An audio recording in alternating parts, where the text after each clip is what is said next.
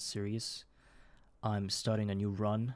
This run is going to be called Garden of Grind, which is basically um, the same mod pack Rectech New Horizons, so shortened GTNH, but it has certain changes in the config of the game and in many configs of the game of the mods that it has that allows me to that basically limits my gameplay to skyblock generated world, many worlds. Yes, there are dimensions, and as far as I know, all of them will have nothing but void. Yes, so no ground, nothing. And this is a very interesting thing for me to do because apparently I've been playing lots of this mod pack. Otherwise, I wouldn't have been talking about it this fluently. And I've almost made it to the end, but something happened. It's like technical issues with hard drives and stuff. So I'm not gonna be able to finish that run. So I'm starting a new one. But knowing a lot about this game makes me want to makes me want to try something new, And I've been sort of lurking into this GOG run, which is Garden of Grind, and I'm thinking of starting that because it offers an interesting challenge to me and to all of people that would want to play it, and I just think we should just start, creating a world, Garden of Grind, without any further ado. Yes, just load the world, build the terrain, and as soon as we appear in this world, we begin to drop to our death, fall to our death, and there's nothing we can do but to respawn. And there's not a single block when we spawn for the first time, and when we die, we create you can see it there, 2 blocks already, we create a graveyard, which is like our death point, where all the items are inside of a grave, which you have to break in order to get the items. And this grave, by default, is always on a dirt block, a block of dirt. So you see, by falling many, many times, we allow ourselves to place those blocks in a random fashion, somewhere around 1 or 2 chunks, and I believe by falling many, many times, we soon will be able to actually, like this, land on a random spot that already has a dirt block. So this is me. Also, my other nickname. But by the way, my name's Basil. If I didn't introduce myself, I should probably introduce myself at the beginning of every episode. And this is actually episode 1. I tried streaming yesterday and checked how things are working because this is my first time streaming, and yesterday's stream was also a stream of that kind. I was playing GOG, but I didn't achieve much there, and basically was just checking my properties and settings, and now I'm just doing the real run. So I've started a new world. You can see here in leaderboards and in minutes played, I've got this.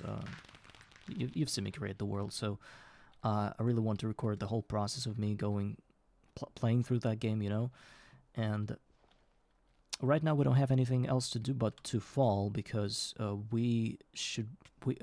believe my goal right now is to make a platform for mobs to spawn, because there isn't a single ore or there isn't a single tree that I can cut so I can build something. So the only decision I can make right now is to just basically fall to my death and respawn and spawn as many dirt blocks as I can to manipulate them further, to create platforms from them, to manipulate and exploit the dark spots, which will allow me to spawn many different mobs that this game offers. And this game offers a lot of different mobs, I gotta tell you.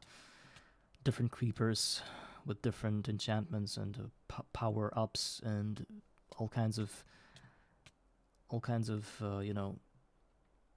these mobs have all kinds of properties, like some can respawn upon death, some can blow you up, some can strike lightning bolts, from the sky, and some can just poison you. So there are many, many variations of those mobs, and we're just gonna have to conquer them all with nothing but a bare fist.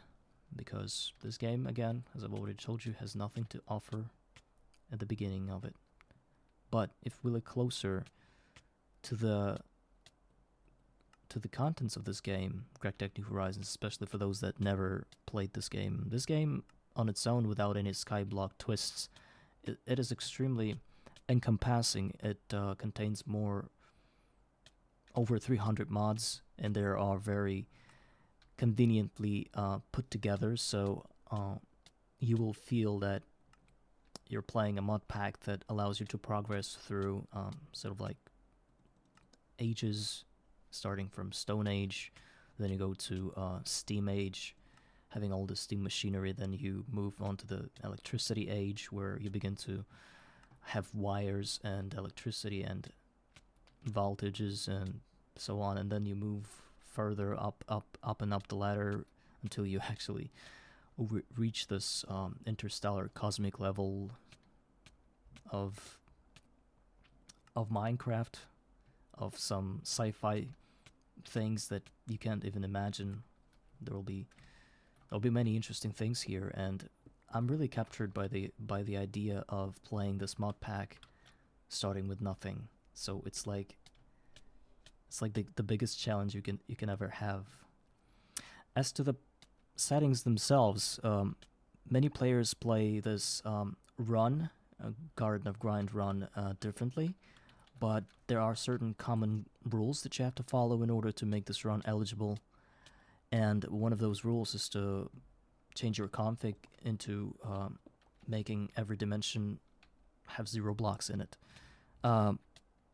I believe there are some dimensions that have to have blocks, otherwise you can't progress up into the end game and so forth. So I did the bare minimum of it by changing the config so that I spawn like this in every dimension, and also I had to disable all other spawns like villages, like butcher huts and stuff, and then there were other options some people offered that some people decided not to use, loot bags and stuff. As to that, I don't think I've decided yet whether I'm going to use them or not, because there are moments when you have to trade for loot bags, for not for loot bags, but with coins, and get yourself an item that makes you progress further. And I believe that I can't fully ban myself from using those items, like loot bags and maybe coins. I think I'll be using coins, but loot bags, maybe I'll put them away. I'm not sure about that. So then there's this question you might ask. Once I have this platform up and running and killing all those mobs that are gonna spawn, what am I gonna do next? Well, the thing is, first of all, we have to decide on the size of the platform and its sort of its shape.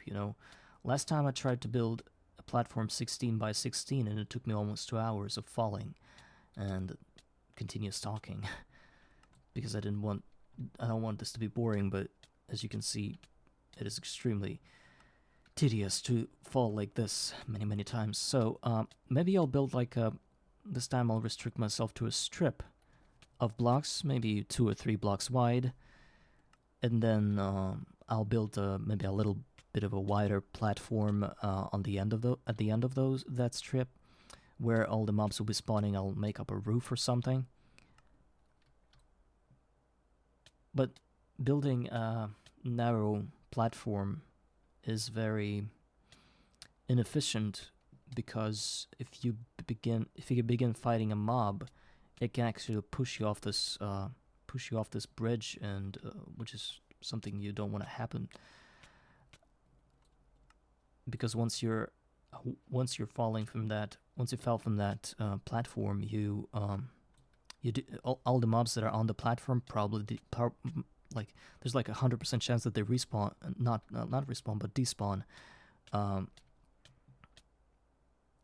unless you respawn on that platform. So if I respawn and I fall, all those mobs, they die. No loot, of course, because they despawn. But if I respawn and go back to my platform, instead of falling, then these mobs have a chance to stay there.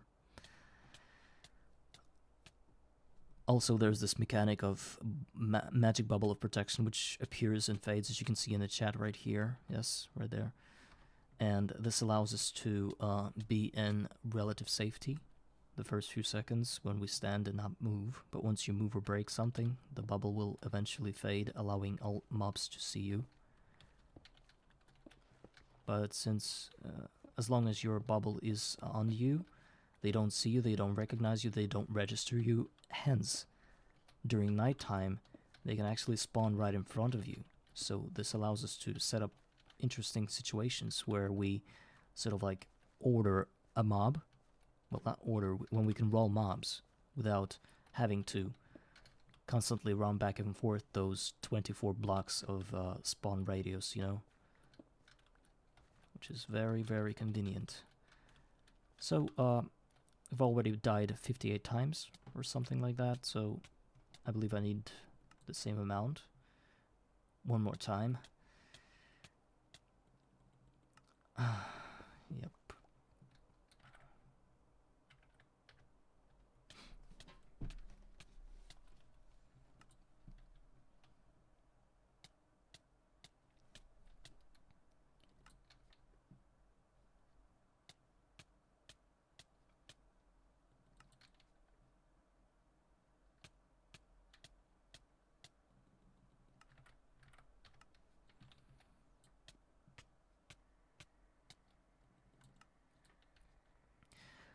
In this map pack, nighttime is pitch black. It is pitch black during nighttime because there's like this mod, it's called Complete Darkness, if I'm not mistaken. So doing anything during that time when it's 7:30, because 7:30 p.m. means it's complete darkness. The sun is already set. Doing anything during that time is impossible without torches, and I can't get any torches because I don't have anything in my world. I'd have to spawn a certain type of creeper that I'd have to kill, and there might be a chance that it'll spawn a torch upon its death, like loot. So, this is pretty boring. This is pretty nuts to have this option on, but actually, yeah, I also wanted to say that I have a hard difficulty. Well, of course you can't play hardcore because your deaths are imminent here. Deaths are required for progress, so you can't have hardcore world here. Otherwise, you'll be already flying, looking at your own one grave. Okay, see, you can't see anything. And you see the mob spawning right here. Yes, so this guy doesn't see us now because we are in a bubble. Yeah, see? A magic bubble protection appears. But if we move some more and maybe destroy a block or something, yeah, now it starts to see us and he eventually pushes us away out from this world. We're just gonna keep falling while it's night time to collect more dirt.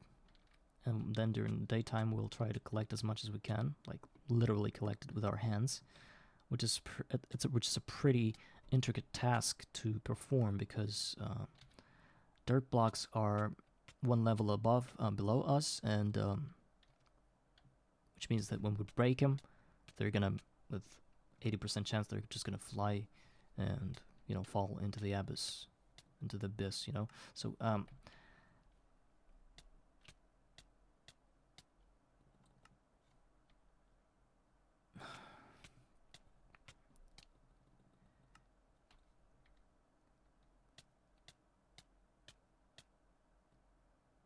oh, hello, Del Victory. I'm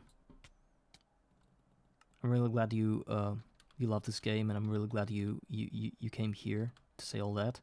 As to the teaming up and playing together, I'm sorry, man. I don't think I'll be able to do it because first of all, my my time zone is a bit different from yours probably because it's probably more than I believe it's more than 10 hours away from you because I'm in a different country, so we won't have those points where we could play together, And secondly, I would love to play it alone because I believe that people teaming up in such games as Crytek New Horizon is just um, it's like there are different skill levels, and actually I believe that my skill level is pretty low, so I might be dragging somebody down. So I don't want that. I have my own pace, and there are many players that play this game, and they have this way of thinking, which is like basically whenever I'm like on Discord, half the people that play this game are software engineers and they know a lot about the game, know a lot how to automate stuff, how to make it efficient. I'm not that guy. I just have to say that I'm away from that as far as possible. I'm just playing the game, enjoying it from my gamer perspective. I'm a simple guy, simpleton. So all I know and all I do in this game is from reading Discord because you know I've never had any real attempts at creating something cool here on my own. So people might expect something from you when you play with them, or you might expect something from them if they're complete newbies like me maybe. But and there might be disadvantages to that. Like sometimes I want to play for like 10 hours a day during weekends, for example. Other days I won't be able to play this much, only like maybe 2 to 3 hours. So if we have this mismatching capabilities in terms of time management, then what's the point of playing if we won't be able to hit each other up correctly every time? Like, so many issues that I don't think I'm ready to face. So I'm sorry, man. But if you really like other people playing, you can just watch streamers play and play on your own too. That's what I did when I played my first time. I watched a couple of streamers and a couple of YouTubers just that did Let's Plays, and I really loved being like not in the same tier, but maybe going further than they are, or even not that further. And I really loved seeing them progress and seeing myself progress through the game and using different techniques and styles and architecture. Basically, just it gave me so much like enjoyment. So maybe that's the alternative to playing with somebody else. This way you don't have to actually play with them, but you can interact through watching, through having it on your background. But again, thanks for offering. Yeah, I gotta say no.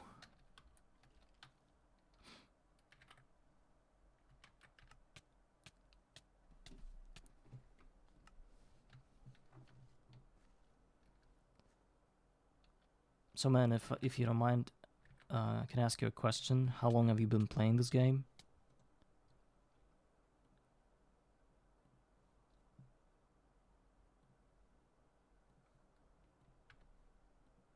Sorry, I was all tabbed.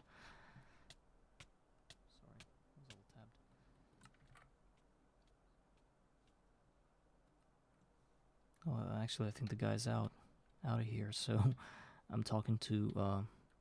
I'm completely alone in this world right now. Nobody but a skeleton and 3 of his friends striking me from the shadows. Imagine just having this, and then you sprawl out of here somehow. You proliferate. You create something new.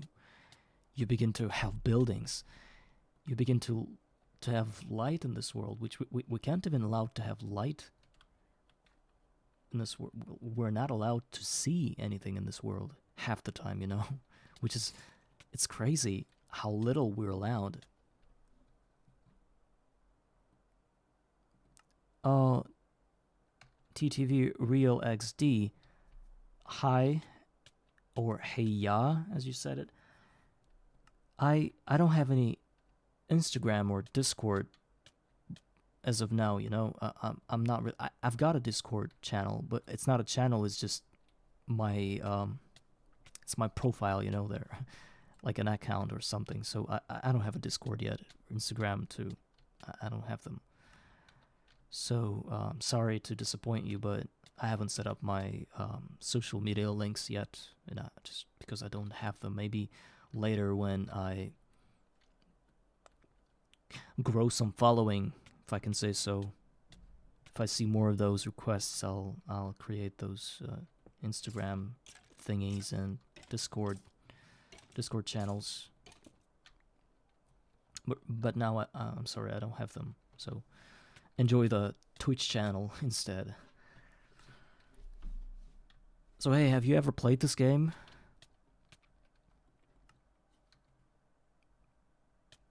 Because you might be wondering what I'm doing.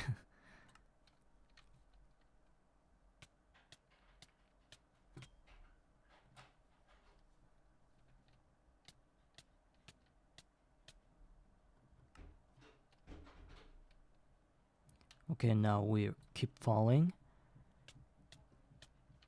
to our death many times, and you see it's already dawning, so probably gonna build our platform this morning.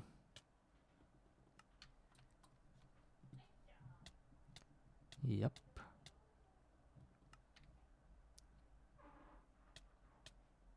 Some more. Well, it starts to dawn at about 6 a.m. I think. So it's when we start to see things that we created, and you can see that we died 158 times, which is a lot. But in terms of GOG, which is Gardener Grind, it's not a lot at all. This is what we call Dirt Age. And it's very interesting. Actually, we can place heads like that and create little pathways. One guy from the other stream, from the previous stream, that when I did a test stream, he told me that mobs can spawn on heads. So, yep, we might want to use that somehow, but as of now, I have no idea how to use it. Like, maybe I should create pathways where only I could walk, you know? But mobs can go there, I think. They can climb those things, heads. And, okay, second. So, I'm trying to look at my... Okay, I don't see it. Oh, I fell to my death again, but it's fine. We already have lots of dirt, so I'll probably spawn on one block. Sooner or later I'll do.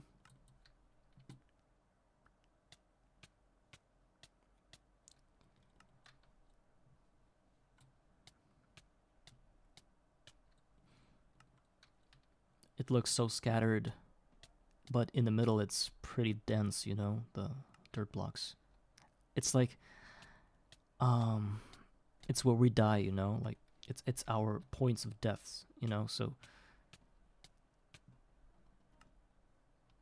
Actually, I also disabled the death marks in J waypoints. Yes, this is like a map. By default, you've got these death marks that are like huge pillars that stretch from the sky to the depths of the void, and you don't really want to have hundreds of them here in your world because it'll probably lag your computer and stuff. So I just disabled them because I don't even need the location of where I die because, well, it's confined and restricted within that within these chunks. Like, there's this one chunk, the central one, and sometimes I get distributed sort of somewhere a little farther away from there, like here. But usually I die within this one chunk, and I really want to use that as my first platform.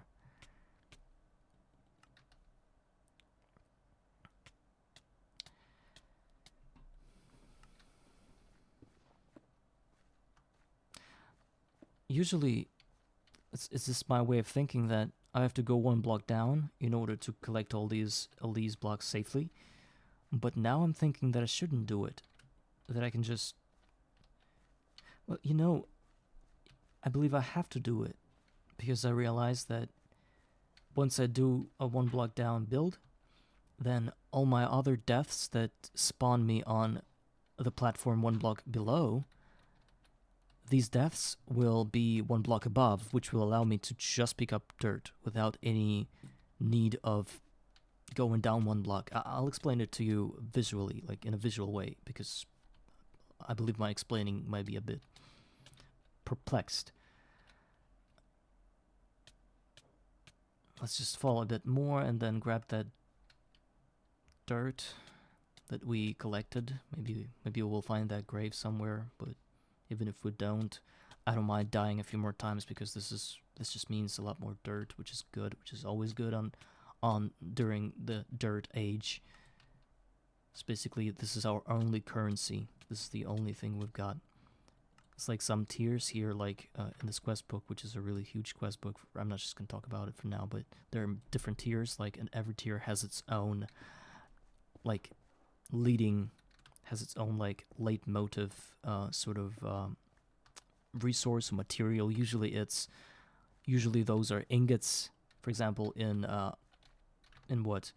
There's this Stone Age, you've got the bronze ingot, which is like, you have to mix copper and tin and get your first bronze. This is your main material that leads you to actually Stone Age. I believe that iron is the biggest ingot here, but Steam Age, yes, it requires bronze, and then the other age requires steel, and then there goes like aluminum or aluminium, and then there goes stainless steel. So, but during this dirt age and Garden of Grind, we've got block of dirt. This is our main currency. This is the main resource that we gather, and this is the only resource that can propel us further into this game. And as you have seen me do it just now, I placed a dirt block underneath this one, which will allow me to go like this and break these blocks safely, picking them up. And all the consequent deaths that'll happen on these 3 blocks, or if I build more, will spawn like this. Will spawn like this in a grave. There'll be like a grave here. So it will allow me to pick all the graves on the platform 1 block below in a very safe way. So that's why I'm building it like this. Maybe there are better ways of playing this game, and maybe my strategy is just idiotic. I don't know, but I don't care. I play the game however I want, and if somebody wants to say something to me or give me some piece of advice, then I'm gladly going to listen to them and say whether I like it or I don't. But since there are no real people that can tell me what to do, I'm just going to do things on my own. By rebuilding this platform, slow and steady. It's going to take us a few nights and a few days. But it's progress.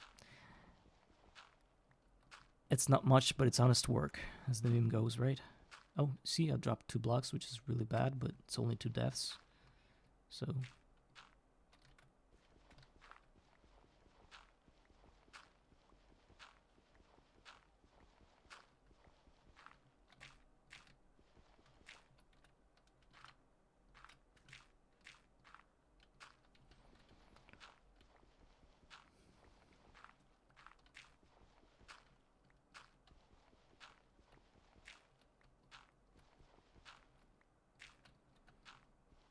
I think I'm also going to do a 16 by 16 without any convolutions that I previously mentioned, like creating strips and stuff. Leave strips to the KFC, I'm not going to do it. I just want a proper 16 by 16 platform where I could properly fight mobs, because they'll spawn anyway, regardless of 24 block rule.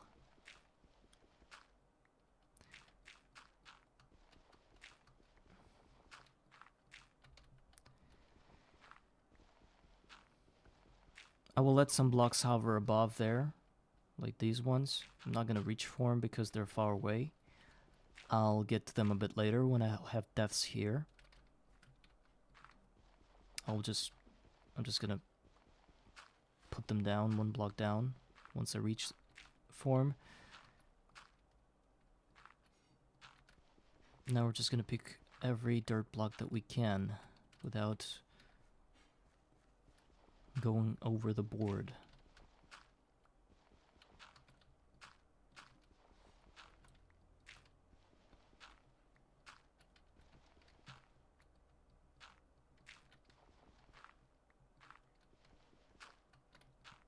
It was very disappointing to yesterday that I've been building this platform, the same platform, all the same things, for about 2.5 hours, and then I realized that I left the setting to save VODs, like VODs, and on Twitch, on like off, and because of that, nothing saved. And I said to myself during this previous stream that I want to record like every second of me playing this game, so that there will be no cuts.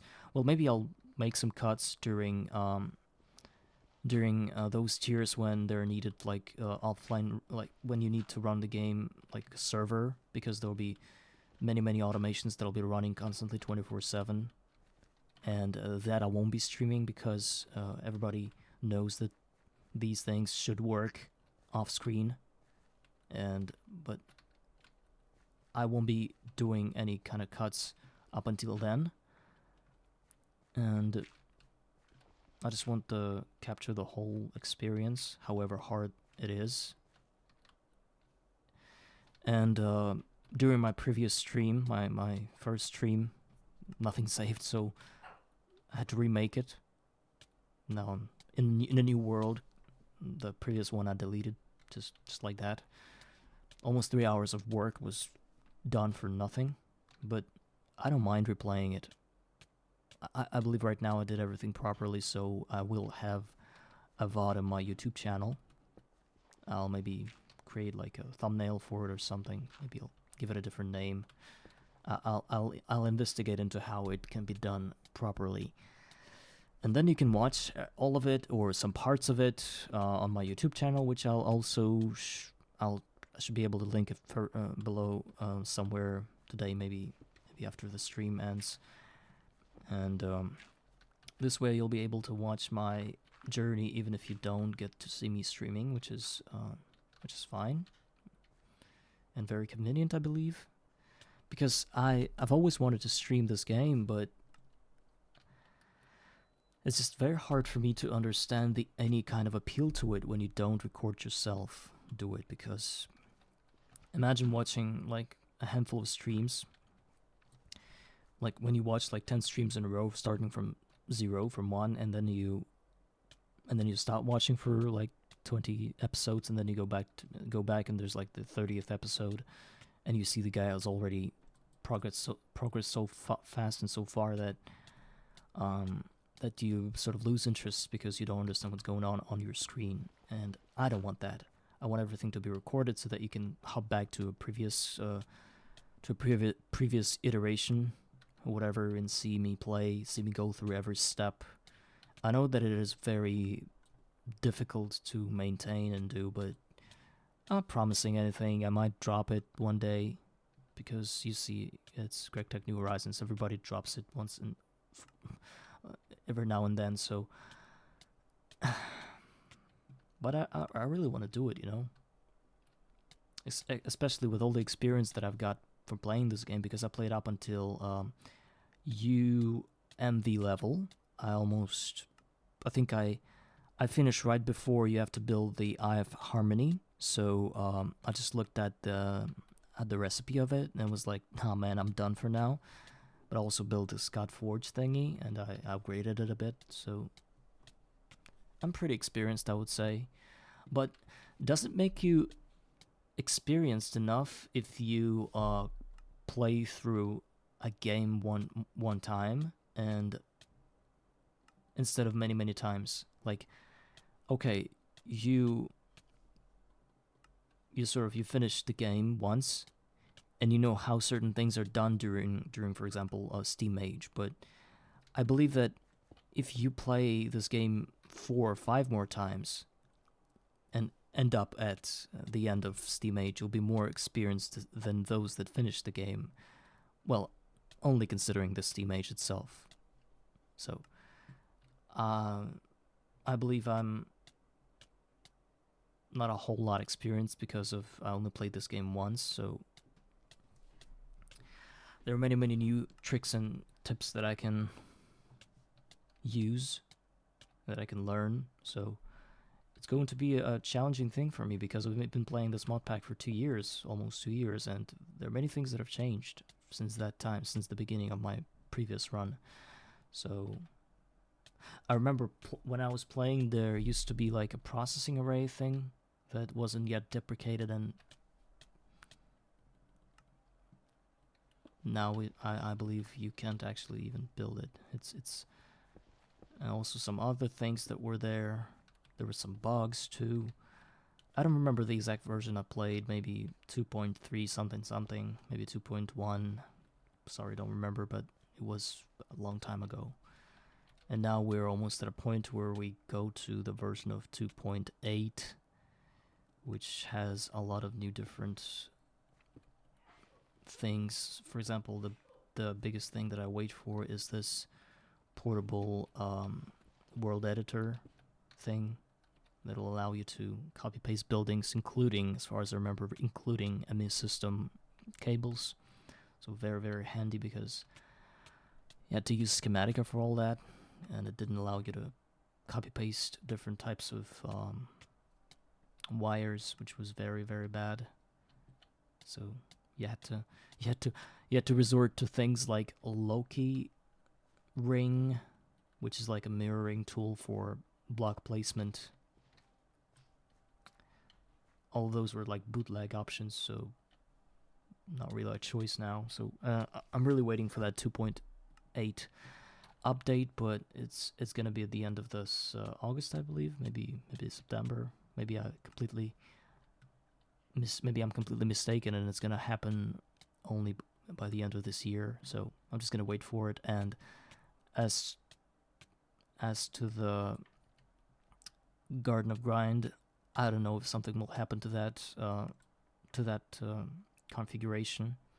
Maybe there will be some changes as well. But as of now, I already know that there are people that finished this Garden of Grind run previously when it was like 2.4 or something. This finish wasn't possible to finish this game because there were some hard caps or whatever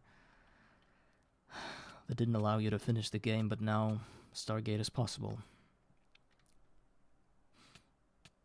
Some people finish it solo, some people play in groups. So there were like a group of, I believe, more than 10 people that play this on a server, and I believe having 10 people fall to their deaths is very efficient, because you'll be up and running a live platform in about 1 day. But I've been doing it for like almost 2 days, and I don't even have a full platform yet, because every death only grants me 1 dirt block, which is total nuts. And in terms of efficiency, maybe there are better ways of dying, maybe there are better ways of collecting the dirt, but to me it's all irrelevant at the moment, because I'm just doing my thing, you know.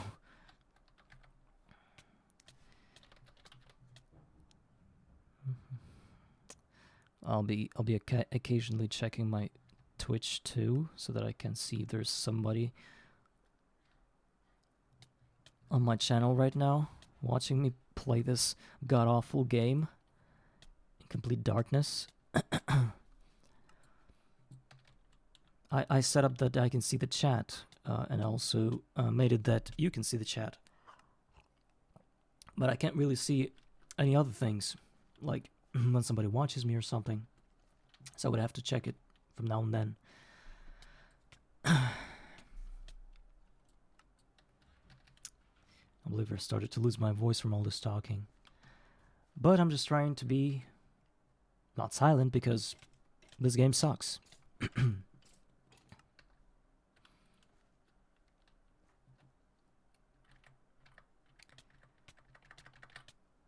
Okay.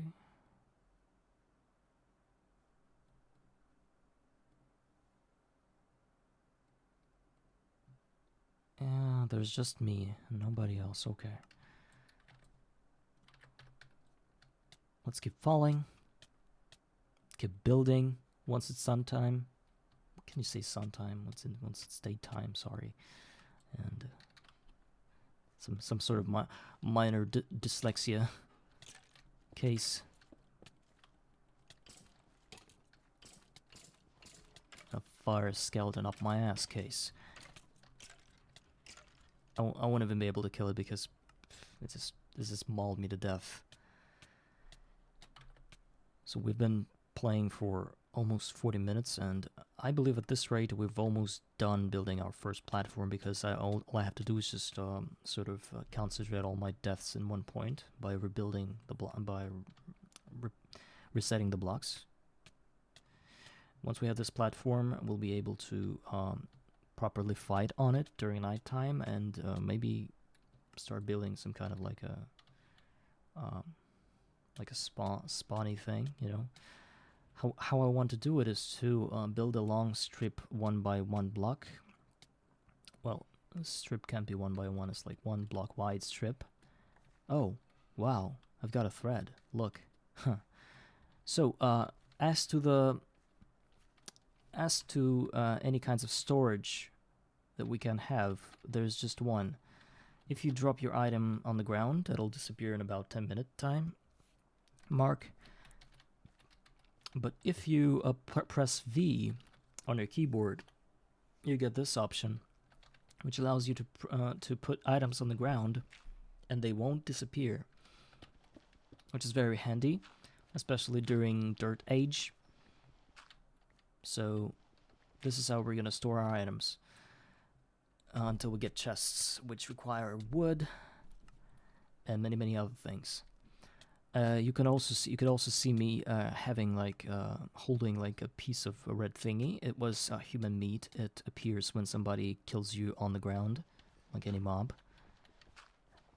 It appears in your grave, but if you die to the void, nothing happens. So this was my death. Actually, I collected my first 8 blocks, which allowed me to complete my first quest in this game. And from all these quests, I'm just gonna have to checkbox all of them, yeah, because now they're all available now for completing, and these are easy quests because they just explain some things to us and give us food, which we will eat, because eating food allows us to gain more health points. Like, can I kill this guy? It's gonna be tricky, but we'll try. So I'll be eating food to increase my health bar, because eating unique types of food will increase our health bar. Eating the same type of food, I believe, doesn't do it, but maybe it does already. So, oh my god, this one is huge. Oh wow, look at this. Look at that. Oh my god. So, I'll complete these quests and get my awards from there and eat them as soon as I can. Actually, I wanted to say that since it's raining, I have to get rid of my bubble, otherwise these guys will spawn. Because during raining, mobs can spawn. At least they don't have any bows. It's really good. Oh my god, somebody's pulling me. But this guy pulls me. Giant skeleton, you see he's got 44 HP, it's 44 hits to the chest. I have to be very careful so I can kill it and grab my first bones, which will aid me in growing my first trees once I have a tree sapling.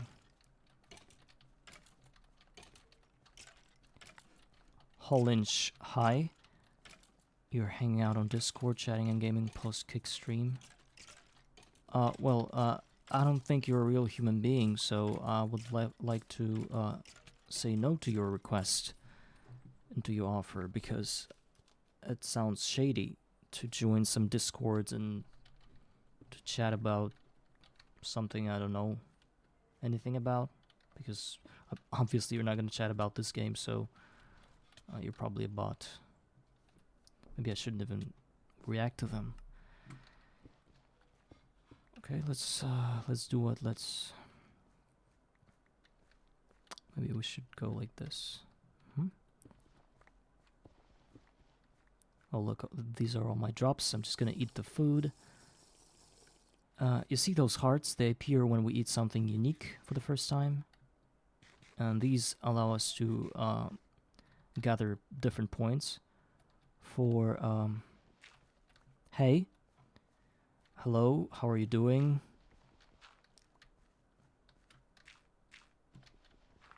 Yeah, I'm good, I'm playing this game, you see. It's a mod pack of Minecraft. It's called GTNH New Horizons. And what's more important, it's a skyblock version of that, so I'm having like a really fun time dying hundreds of times to spawn graves, which I can later collect dirt blocks from to create my first platform and stuff. So this is the only thing I can do right now, and I've been doing for like 40 minutes, I think. So feel free to join and look at my self-torture or whatever you can call this.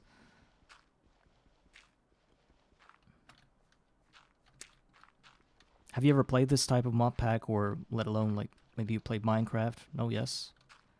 Have you ever played this game? Probably yes, since you're here.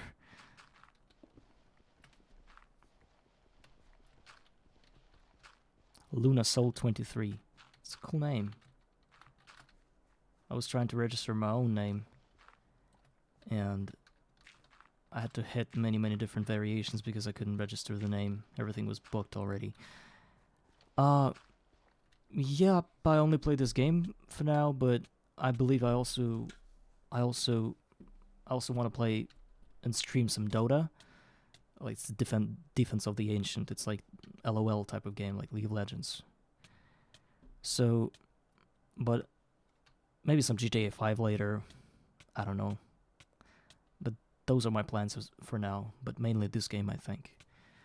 Did you play just this game, like Minecraft, or the mod pack itself, like this GTNH New Horizons mod pack? Can you please specify, because it is important for me.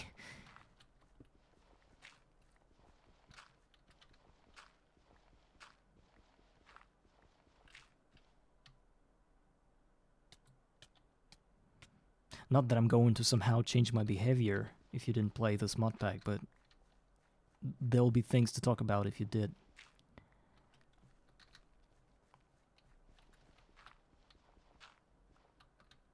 Oh, okay. Roblox. I've always, like, I've been hearing about this Roblox thing for ages. Especially teenagers play it, like, and as far as I know, it's just a platform for games that you can make, and there are some popular games like something about a train, something about a mine shaft, or where you have to ride a train or something. It was just kids told me that, and I never understood why it is so addictive, I would say, because people spend tens of hours playing this game every week, and for some reason it's very interesting to them. No, I haven't played Roblox because I'm a bit in a older age spectrum, I would say, so I didn't really catch the trend while it was on. So when it was trendy, I was already into other things, so I wouldn't have had anyone other than me playing this game in my environment, so I had no choice but not to play the game. We sort of played different games, like some people played Counter-Strike Global Offensive or 1.6. Other people played Dota, as I've already told you. This is one of my favorite games as well. Some people played Minecraft, some people played GTA, so those were the games. And as to the Roblox, no, it appeared later on when our smartphones got a lot smarter and a lot more powerful. When you were able to actually play this Roblox on your phone, because people usually play it from their phones, I believe. What I like about Roblox is that certain music artists do like their live streams there, and they play music there, and people can actually gather there and watch their streams and stuff. How many hours a week do I stream? Well, it's my second day. I also streamed yesterday, but I'm planning on streaming almost every day, I believe. Well, maybe there will be stops in my schedule, some days for rest or whatever, but usually I play every day. I'm at my computer almost every day, so you can expect me to do it every day, yes.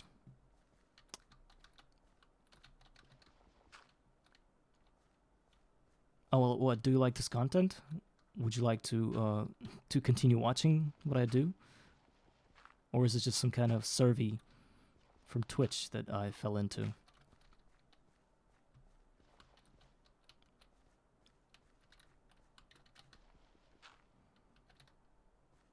Oh, thank you.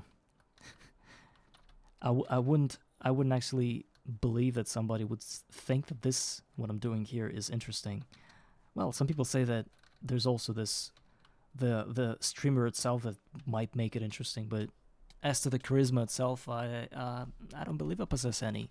So, well, thank you that you find it interesting in any way you can, because obviously it is important for a beginner streamer like me.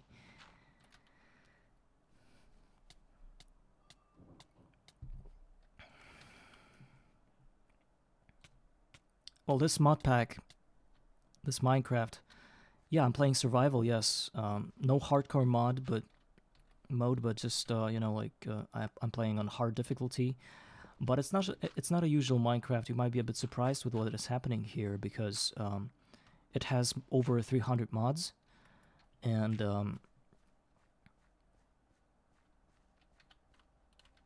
it's like it is very intricate and complex. When like you can't play this game like usually. Well, you can, but it's mostly, this game is mostly about technology and magic, like crafting, lots of micro crafting, lots of automation. So it's when you have to set up a machine that does things for you, and you route.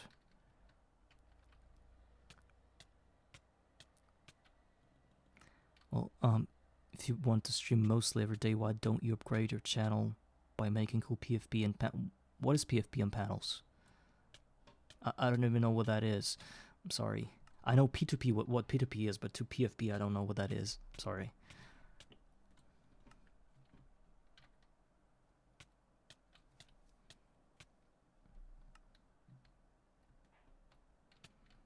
And also, I believe that nothing bars me from streaming every day, even if I don't have any kind of tools, like advanced tools for it and stuff. Later on, I believe I'll do it, like maybe subscriber goals and stuff. Maybe I'll set up donations if people are willing to pay for this kind of crap. As of now, just PFP means profile picture. Oh, well, I believe I have one. It's like there's this like orange block, or isn't it a profile pic? What is it? What is it then? Oh my god, a creeper blew up. But luckily it wasn't a real creeper. It was like a twist on a creeper, so this one didn't do anything to my platform, which is really dangerous because I'm gonna lose like tens of minutes of content, tens of minutes of work.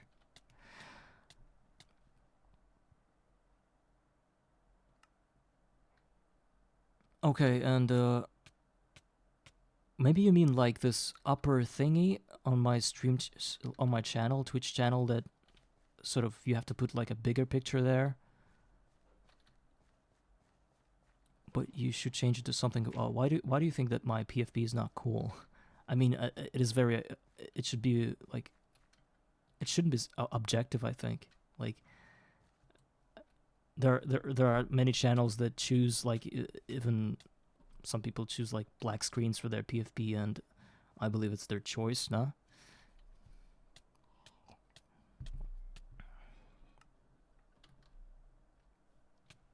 I decided to put a block of hypogen on my profile pic because it's sort of like synonymous with like hypogen hype like I'm trying to generate hype by being a Twitch streamer, so it's sort of like it's a little bit of a pun, you know, like a graphical pun. I mean something more cool about Mike. I mean, if you had you played this game, you would have known that this profile pic is very cool. I mean, this Greg Tech New Horizon thing. Oh, I get it now. I'm sorry. You're kind of like, you have a very interesting strategy about yourself, about your way of doing things. Because usually yesterday, I had somebody come into my stream, and they immediately started like spamming me with like, I'm an artist, I'm a digital artist, I'm making profile pics and stuff, and I was like, no, sorry, please don't peddle stuff on me. But you went like pretty far with it, like by asking like Minecraft, what are you playing and stuff. So I'm gonna politely say no, I don't need any arts, like any art thingies from you, and even if you just want to show me your samples, genuinely want to me to be interested in your things, I would gladly refuse that because I don't need any of that. Sorry, I'm just doing my thing here. Oh god. Oh, creeper blew up my platform. So I'm sorry once again, and keep doing your graphic design things and keep offering it to somebody. If I said no, it doesn't mean that others are going to say no too. So keep doing your thing, and hope that one day you'll grow a following and you'll become a popular PFP creator, right? Or what should I call you? Usually you're called like a graphic designer, I think. Maybe one day when I've ran out of options and I need something, I'll put up a better PFP. Maybe I'll call you because yes, your nickname is saved here. Surely, I think it is. You'll be in my viewer account somewhere. It must be.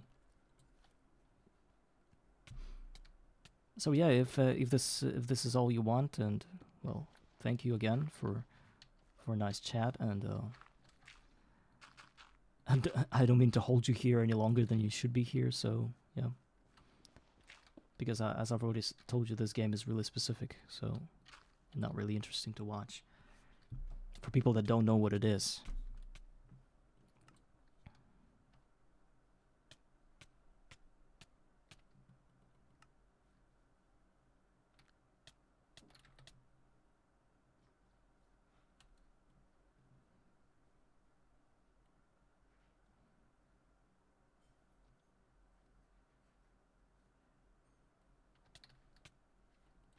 Okay, keep falling.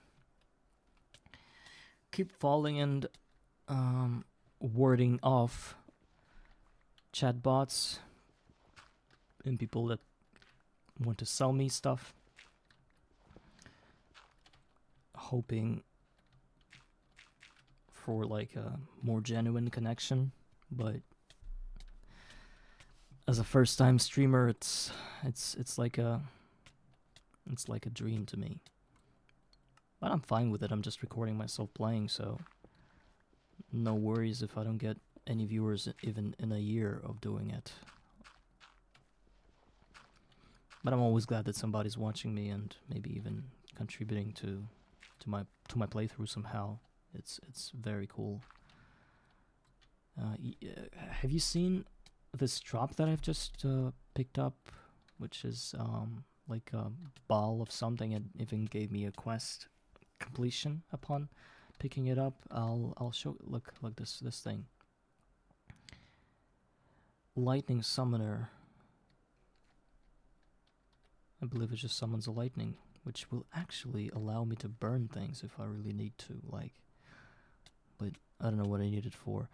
Another bot just entered my Twitch stream saying, "Hello, I've been blown away by your streams." Um, do you even see the stream? Do you even see what I'm doing? I'm playing Minecraft in complete darkness, falling to my death for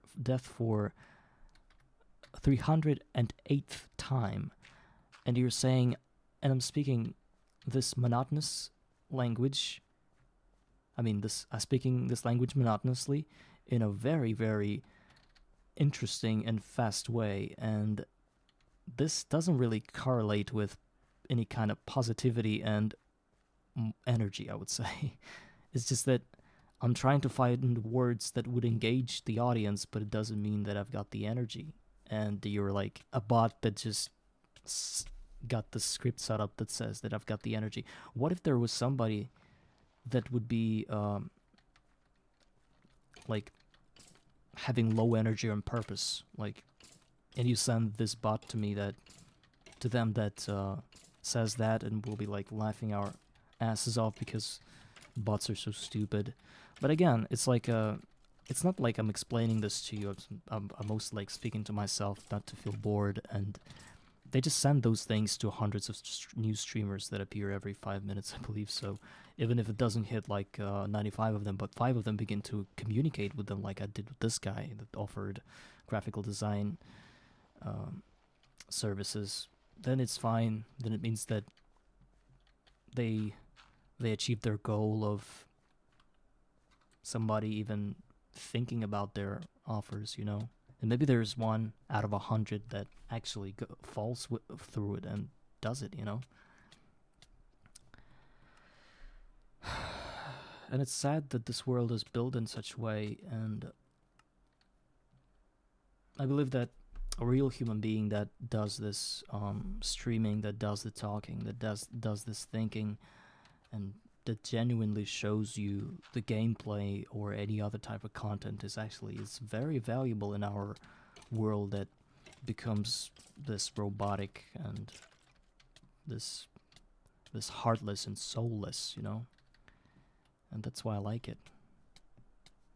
I really I just want to communicate and show what I can do, you know, show that I'm not in this depths of robotic society, that I can just emerge out of nowhere and talk to you guys, and you'll talk to me, you know, and we'll discuss this beautiful, perfect game, and we'll discuss strategy. We'll see ourselves grow. It's just marvelous, you know, to be able to do that with nothing but a box of steel and a couple of chips and a video card, and well, it's actually called a graphics card, and a monitor, a microphone, and a mouse and a keyboard, and you broadcast into the whole world. That's that has something in it. Oh my god, I wish I didn't have to talk this much, but all this just sort of makes me do it, because otherwise I would fall asleep on my own stream. But you can see that most of the platform is already built. There are a few blocks that need to be done. I can try to pick them up from there, but mostly they're gonna fall. And I don't mind that because they're floating away from the island anyway, so they're useless to me. And even mobs can spawn there, so those are like not good things for us. Okay. Keep falling, keep talking.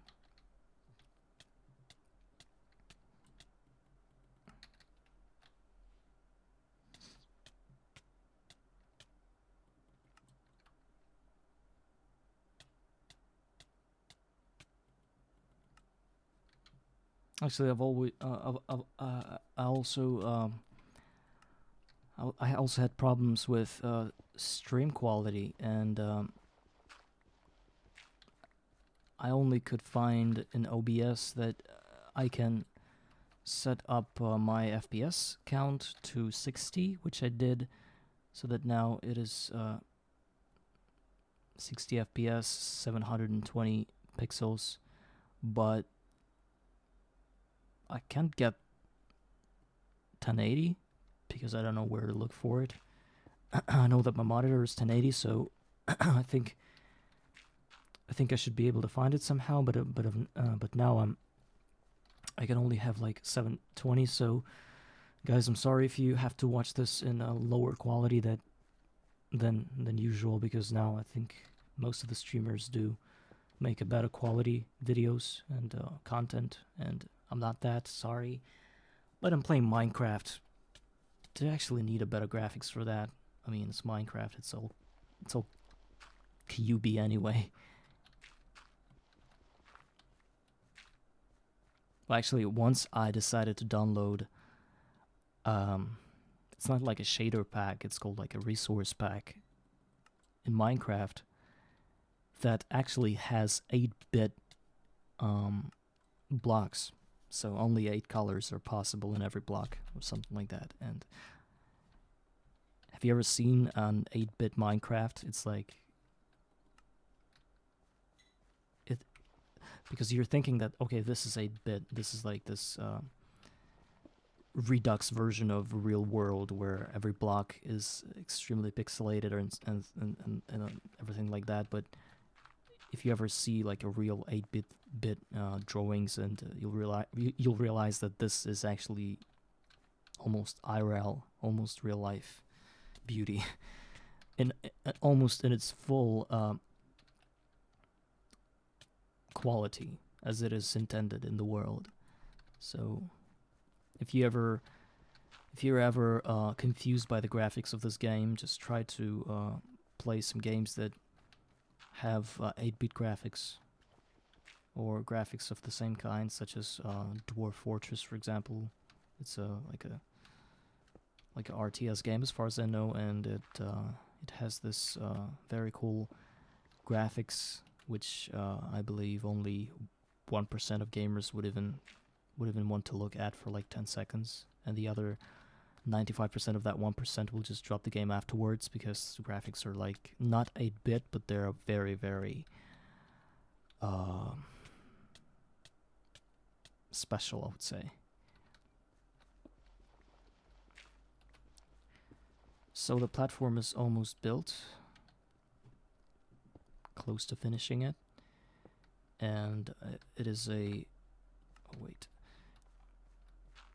It's been almost 1 hour. Oh wait, it's well over 1 hour. Last time I built this platform for about almost after 2 hours, because for some reason I started building the other one. So right now I'm not gonna make this mistake again. You see, actually, this is what I'm talking about. I'm falling, and the dirt blocks that appear now, they are on this platform, which is 1 block below the usual spawn of those graves. So this is how I can collect my dirt blocks easily with no hustle at all.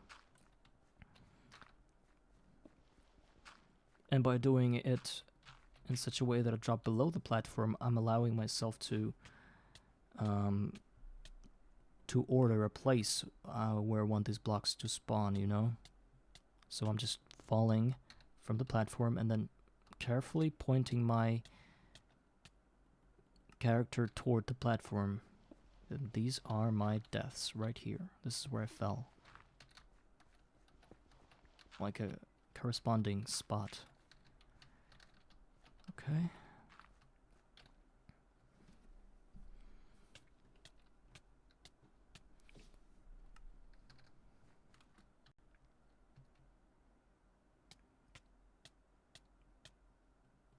I wouldn't say I really like these little specks of void flying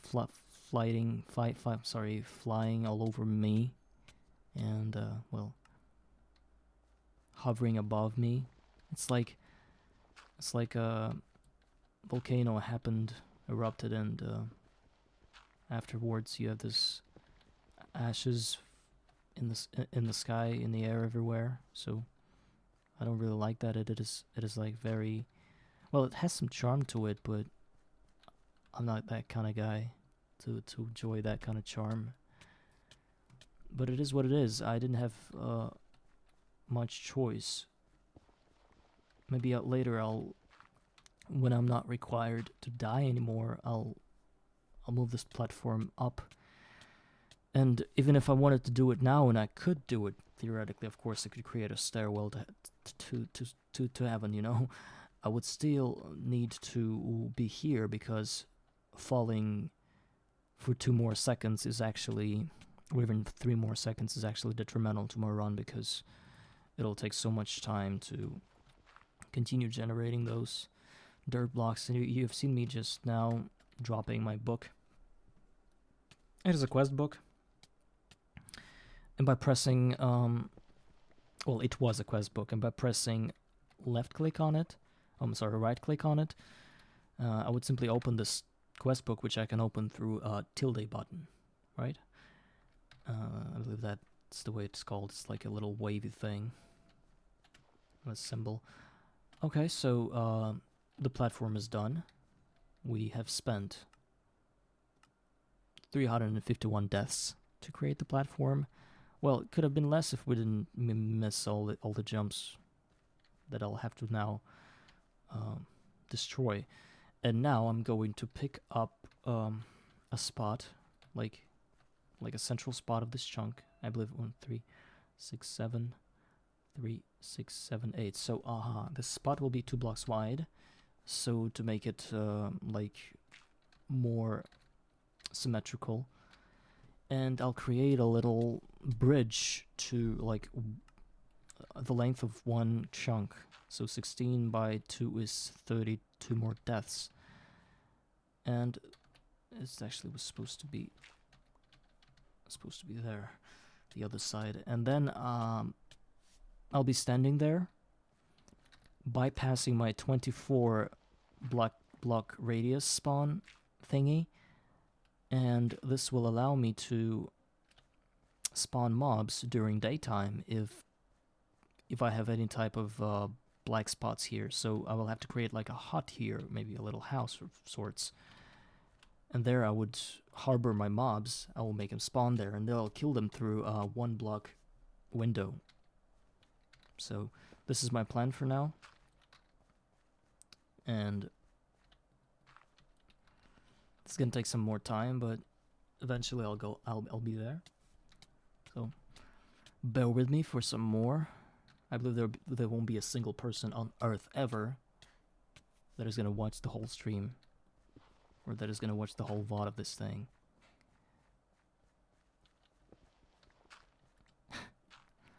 And if there's one, you can just write down in the comments below the YouTube video and just name yourself. Well, you can lie and I'll never be able to check it, but still, if you're honest enough, you can somehow signal it actually watched it fully without any interruption and stops. Well, I would make it this way. You're allowed to watch it on the background, okay? Like doing dishes or just playing some other game, or playing Galactic New Horizons, or playing GOG yourself. Yes? This is a good rule, I think. Not that I'm here to set rules, but... Okay. Maybe I should die like 10 times. Instead of picking up every dirt block I get one by one.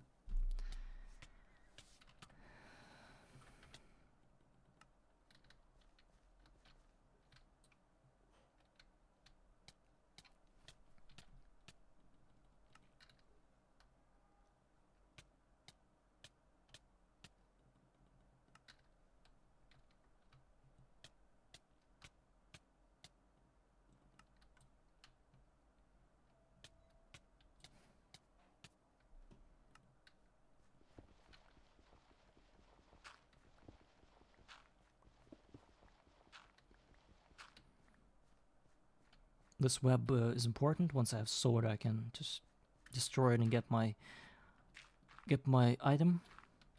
It's a web item.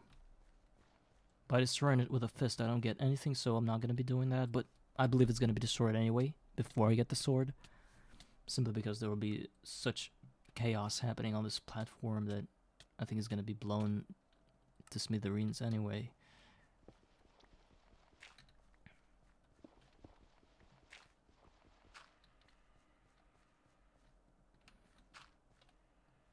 I fell. I fell into the void. I also like singing songs that don't exist, so keep that in mind. It might sound cringy as hell, but my stream, my rules, guys. But I believe I'm not gonna be doing that too often.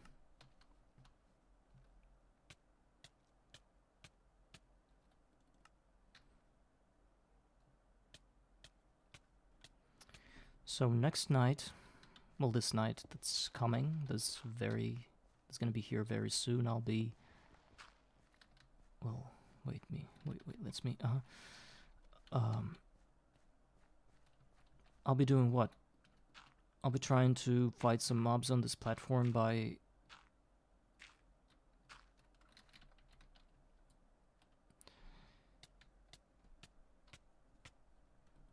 fighting some mobs by just walking this way.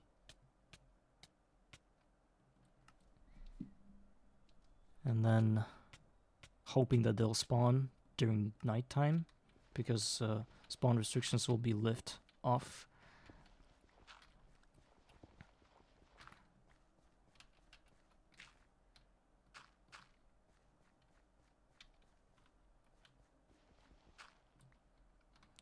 Sometimes you can break this dirt and catch it mid-flight, mid-fall, and it'll spawn right here. So we'll have 2 blocks, which is very handy. But I don't know. So now we're just let me finish this line right here, and then I'll finish the rest later, because now I don't have a lot of time left before it's completely dark. I want to count, and to count things correctly, to see where I'm stepping as soon as the sun goes down, I'm gonna press F7 button, a key on my keyboard, and here I'll see all the blocks that I'm that are on the ground. Those show the lighting level, yes, and it's all yellow and not red, even if it says light 6, because it is not in a confined space. If it were in a dungeon or like any mine that is enclosed in many directions, in all the 4 directions, then it would be red. Even if it's just enclosed in 3 directions, it would also have red circles. Not circles, but these little rectangular thingies somewhere. So let's kill the first skeleton. He's got a bow, but I can just run around him and he's not gonna touch me once, because I'm a very experienced Minecraft player. I'm just gonna do it like this, trying not to push him off the... Okay, he dropped something, but... Okay, nothing. Having this enable allows me to actually see and process where I'm at during nighttime. So, and now I'm gonna count the blocks.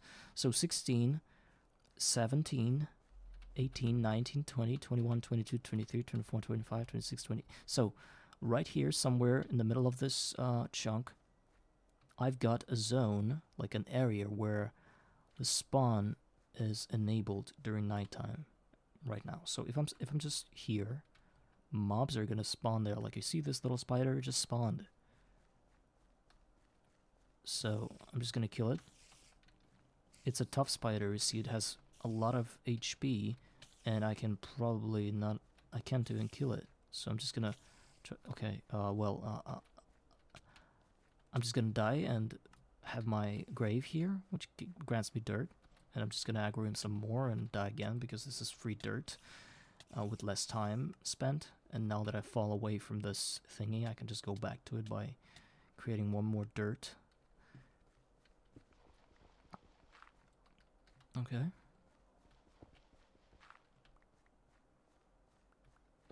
Drop some human meat. Okay, creeper. Wow. I'm so lucky that those creepers aren't like the classic creepers that just blow things underneath them and around them. This was like maybe a teleportation creeper or something. So there are many types of creepers, as I already told you, and because when they blow up, they leave like maybe a 7x7 hole, rounded up, but still, it is very, very unpleasant when that happens because it takes away minutes of my time. Look, there's another. It's a dirt creeper. I'll allow it to blow up. It's gonna have like a pile of dirt, which is free resource for me. No falling. I'm just gonna grab the dirt. Thank you, dirt creeper, for such a generous offer.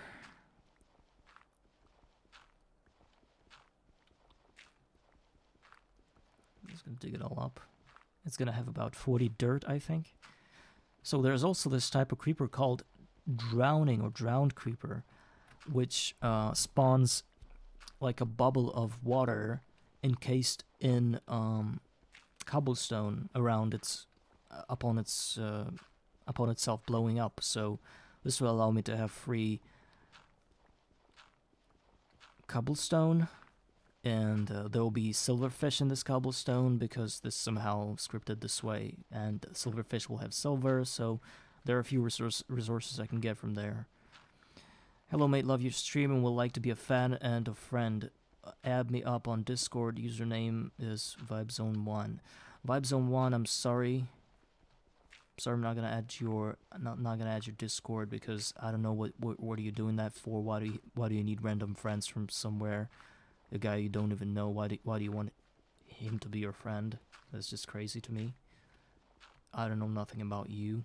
We don't have common interests. Why should I just join your Discord or whatever, or add you there? Sorry, man. Well, actually, the name is Cheryl, so sorry. I'm sorry, lady. I'm not gonna do that. Well, over one stack of dirt will allow me to build most of my spawner. Thank you, dirt creeper. Now I just have to not... well, where are we gonna build it? I want to create like maybe like a corridor for that. Sort of like this way. But also I want it to be wider than that, so let me mark this maybe here, just so I could see the boundaries I'm going to be working with, and then I'll go like this wide. And do you hear a skeleton? It's here somewhere and it's ready to shoot at me. So let's imagine those are the walls of my thing, and I'm going to be doing it 2x2 blocks, so I don't want to spawn in any endermen for now because they're useless to me. Maybe there aren't actually. I can check every drop that the mob drops from having this ender. What do you call this guy? Enderman, I think. And Enderman head, yeah. By adding heads to this little chart, it's like a quick chart that allows you to quickly access different things that you bookmark. It's like it has bookmarks in it. So I could just press my left click and I would see everything that this guy drops. And if I press right click, oh no, I don't get anything. If I press left click and then I, for example, press this, wait, or maybe like creeper.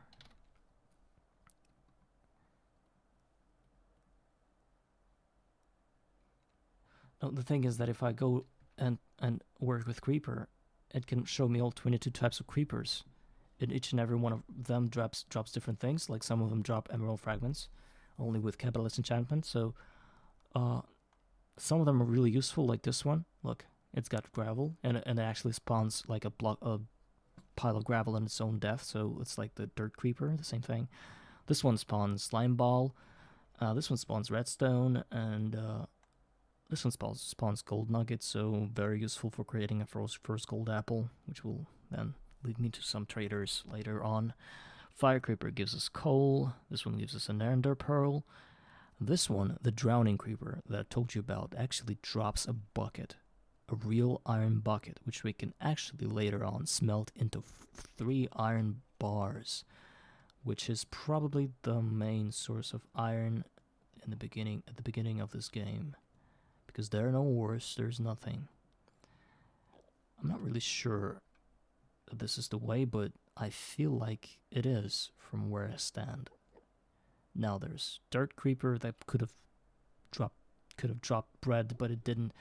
And actually, I can't do anything with. I can't even turn bread into wheat, which is of course logical, but still, I'm gonna need some food. Well, this creeper, I'm waiting for it because it drops torches with a chance of 75%.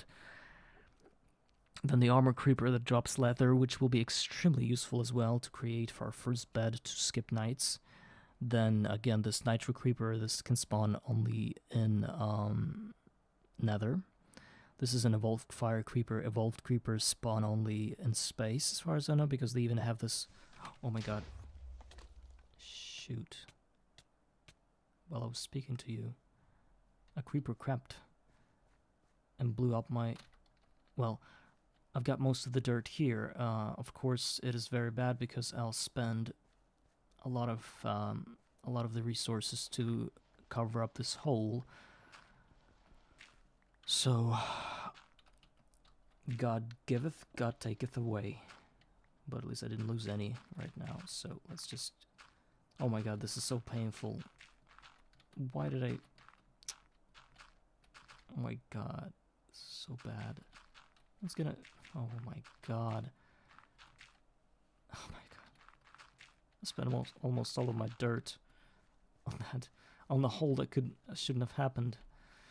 Okay, let's build what we have, what we can have, and this is gonna be okay. Here's some things I can do to save up on materials. I'm just gonna leave corners open. This is not gonna do me any good because now we're gonna fall some more times. I could have finished my first spawner if I hadn't fallen like this. Hadn't I fallen into the trap of a creeping creeper. I was stupid enough to keep talking, showing you things, guys. Which just did this to me. Okay, while I'm here, I'm just gonna break all these because they just make my eyes itch.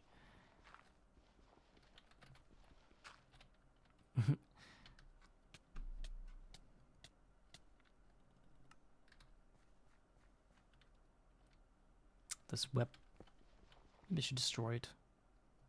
How many times am I gonna be stuck in it while running away from something? I think I should destroy it. This web appeared from a spider, apparently. But there are also mobs with different, I'll call it enchantments. Some of them are like Spider-Man, they just shoot web like under your feet, so you can't move as fast, and basically trap you in there. So this is a good way of letting those mobs live, and hence give you infinite web if you're careful enough. You play it out somehow, and then you'll have to think about it as well, which will in turn give us wool, I believe. Yes, so if we have like wool and see how it's done. Yeah, there's 5 strings give us wool. Oh my god, I have to pick it up. Please don't die. Thank you. Because there's like a oh my god. See, I created it in the void, which is really bad. So keep on dying.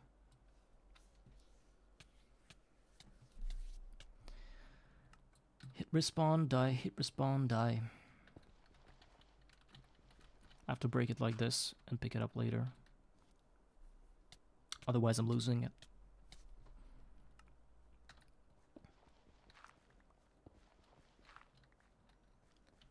Okay. Somehow I have to reach this one. I can do it. I could have done it, but I decided to jump. This was like an impulsive decision. Compulsive, impulsive. I don't know the real word, but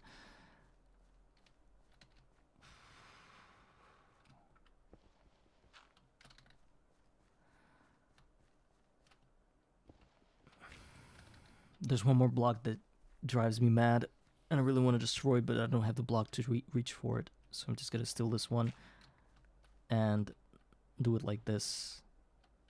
Which one is the right one? This one. Oh, it requires one more.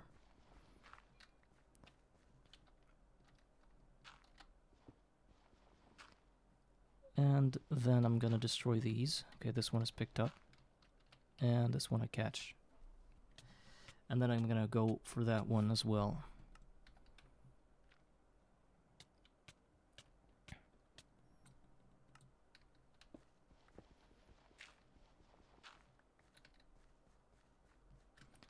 And I would have to promise myself that I won't fall like this again, ever. I decided to catch it and created a new thing. I created a new death in the sky. I'm so illogical sometimes. Like, I know what to do and I just do the opposite. Let me catch this one dirt. And please, die somewhere closer to the spawn. Okay, it's fine.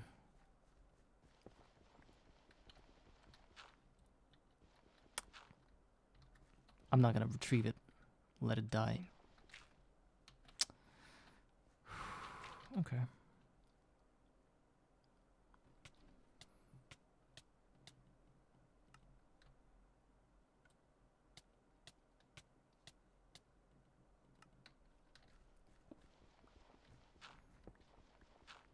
So here, what are the measurements?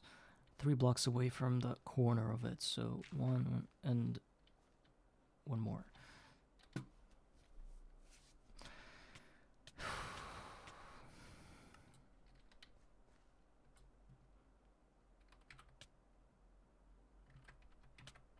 Oh, I hate this nighttime so much, and it's gonna happen soon again. I yearn for torches, but I can't get them. Much like almost everything else in this world.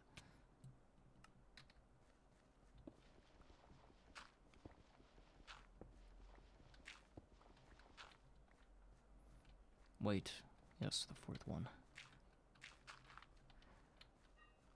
So this room was gonna be like maybe 5 to 6 blocks long, and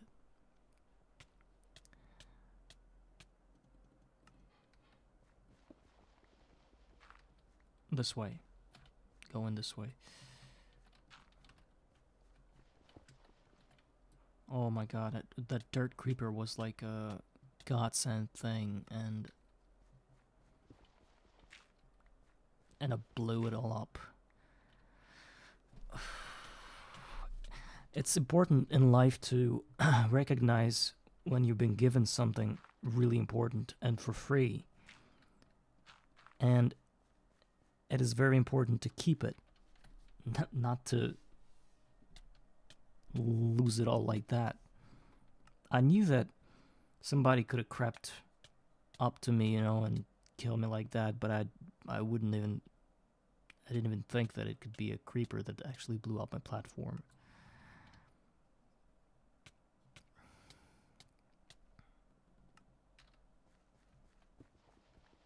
Lesson learned.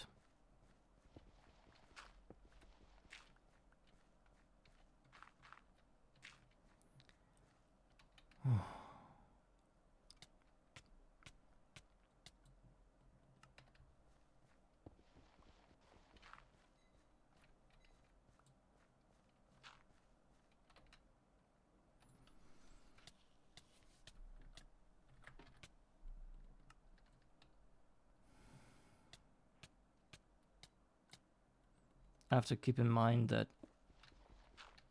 I don't want to fall off this platform and fly away from there. Fly away from it like this, because it'll create a grave away from the platform, which will make me reach out for it again, which I don't want to do. 1, 2, 3, 4. Yes, I can count.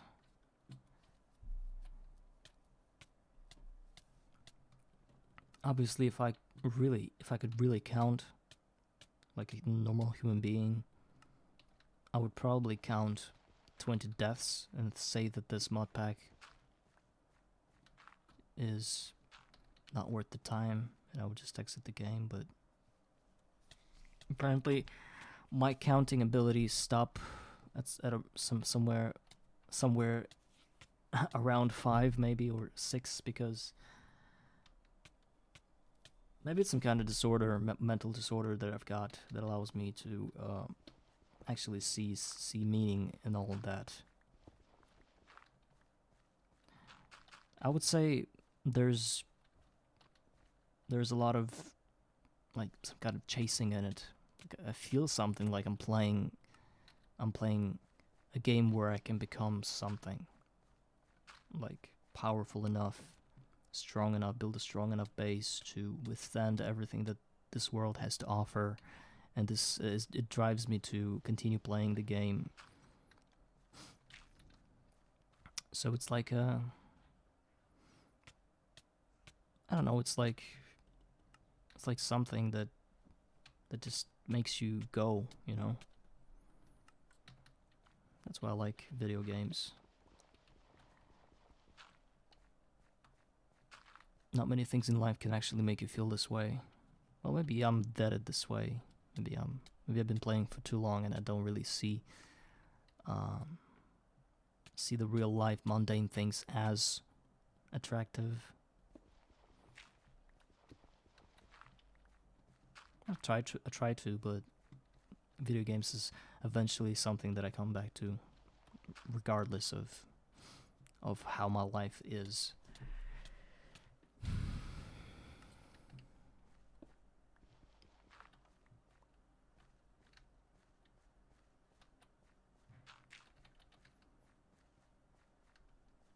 So it's nighttime. Mobs are gonna spawn real soon, and I'm just gonna wait for them to appear right here. Hopefully it's going to be just one mob and not the whole pack of them, because otherwise I'd have to despawn them by dropping below. So I hope it's gonna be a dirt creeper. I don't think I can roll them really fast. I mean, I can see that it's not a dirt creeper and fall to my death and then reappear and try to spawn them again, but I don't know how many rolls should happen in order for me to get what I want. I wouldn't want a drowning creeper to appear because it's I won't be able to deal with cobblestone for now. Okay, this is a guy. Okay, wait. There's a witch, which is a good sign. It means that they can spawn and they will give me the first villager through a villager resuscitation technique, which will allow me to create a villager, a legit one that'll sell me stuff by putting in between myself and a witch that'll throw a first off you gotta have like a real villager zombie, and then you'd have to creeper, no. And then you'd have to place this villager zombie in front of yourself, like, and between yourself and the witch that is going to throw weaken potion if she has one, and basically make the villager great again, right? But I don't remember whether you have to first use a gapple or later after the weakness potion. Once the zombie villager is like starts to shake, I believe once he starts to shake, which is the result of this potion, you can use a gapple and it'll turn back to a normal villager. Or maybe not. I'll check it out later. Oh shoot.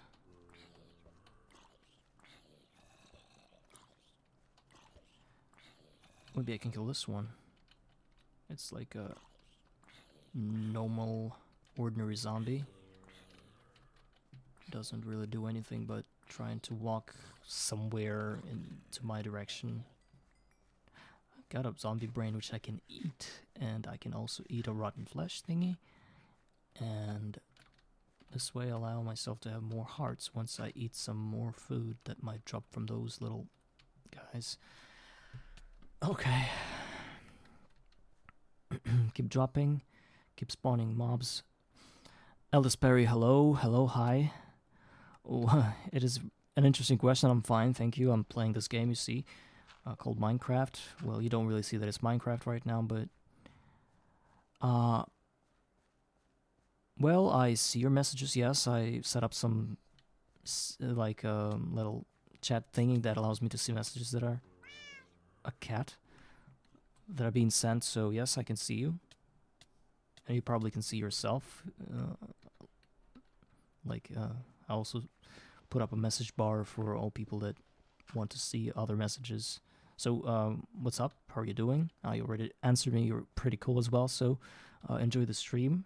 If any questions, please ask.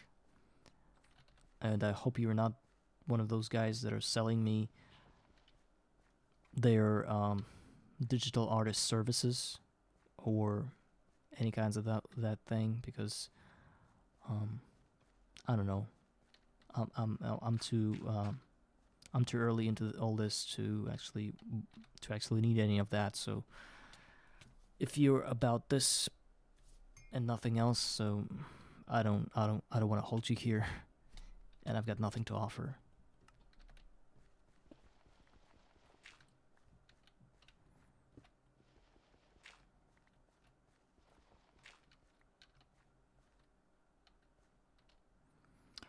My reaction is simple. I'm just I don't I don't require any services, and that's it.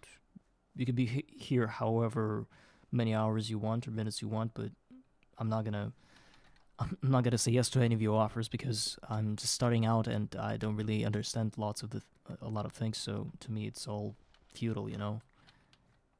All these attempts at trying to sell me PFP images or whatever. So keep that in mind, okay?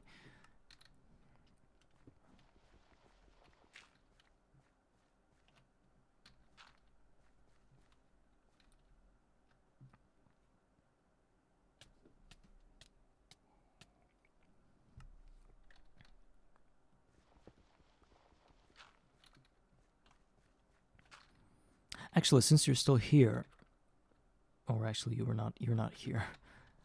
Um, I actually have questions to all of those guys that try to sell their services and their products. Do you guys ever actually sell anything this way? Because it's like a third or fourth guy that in 2 hours that asks me how I am, and then they go like, "Oh, by the way, well, I'm very interested in what you were going to say about your day. But by the way, I'm drawing pictures. Like, can you please buy one or two PFPs that I've been doing for your channel? Like, look, this is just gonna look great. Look, it's Minecraft.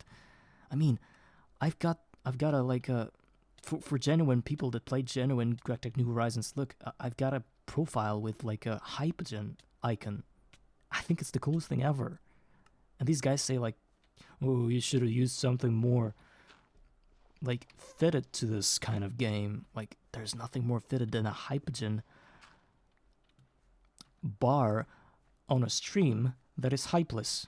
You know, it's like I'm trying to invoke that. This is my idea, and they're so far away from understanding that they just blatantly go into like, you could have had a cooler image or whatever. This is where I know that these guys don't really understand their audience and they just want to peddle stuff. I don't want to deal with that.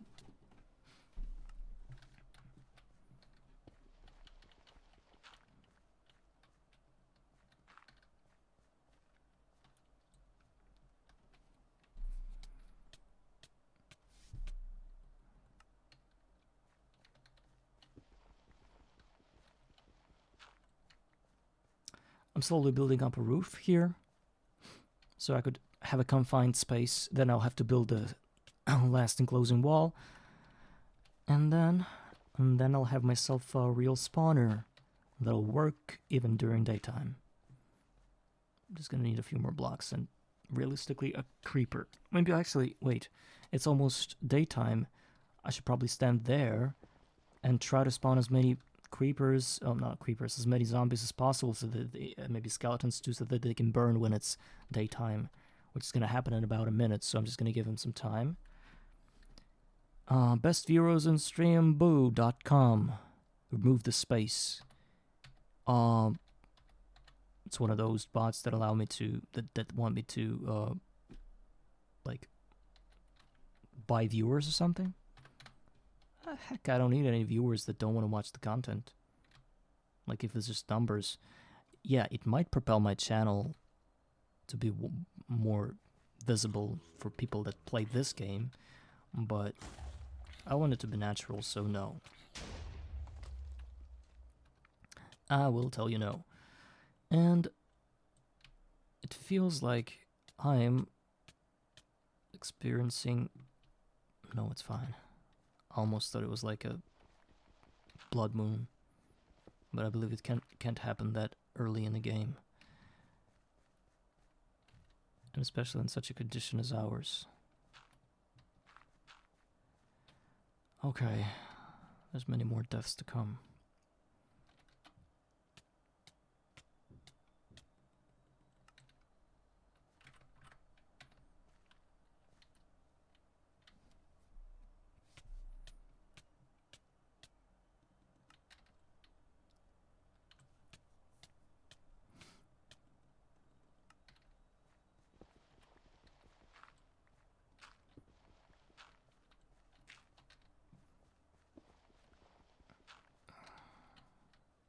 So I'll show you one thing now. Concerning these little yellow grid. So right here we've got, you can see that on the like left top side of the screen, the 7th line, I believe it's called light, and I've got 15 light, which means that nothing bad will spawn here. It's because of sun shining and everything. But if we go here, like under this block, it already becomes to be 14 because the light level slowly decreases. And once we go like this, already 13, 12, 11, 10, 9. The spawn rate, the spawn light level for hostile mobs to spawn is, I believe 7 or 6, maybe even 8. But we can't achieve that. We can achieve that by different ways. The hardest way is to just prolong this room up until the second chunk. Then here somewhere it might become even 3 or 4.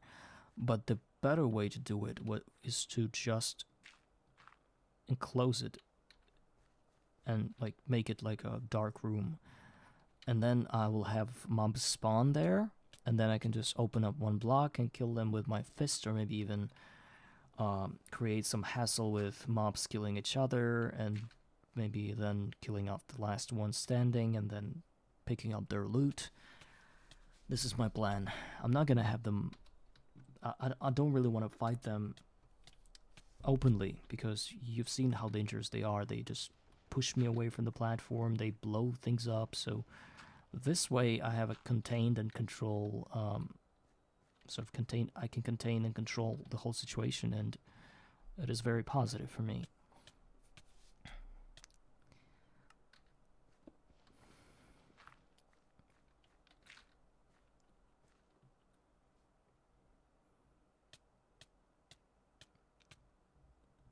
It might not be the most efficient way of playing GTNH New Horizons, and especially Garden of Grind, but I believe that whatever I did today and whatever I'm doing right now is positively... It is like, it's positive, you know, like if you have no blocks, it's negative. And if you end your stream after 2.5 hours of streaming or something, you have 0 blocks, or I don't know, you delete your world because you don't like the game, then it's negative impact. Yes? But I built a platform which allows me to spawn mobs, maybe not in the most efficient way, but where I'm going is actually, it's called progress. And as long as you feel that progress in such a game as GTNH New Horizons, then it means you are slowly getting to where you're going. And I'm going to the end. So this is my way of thinking.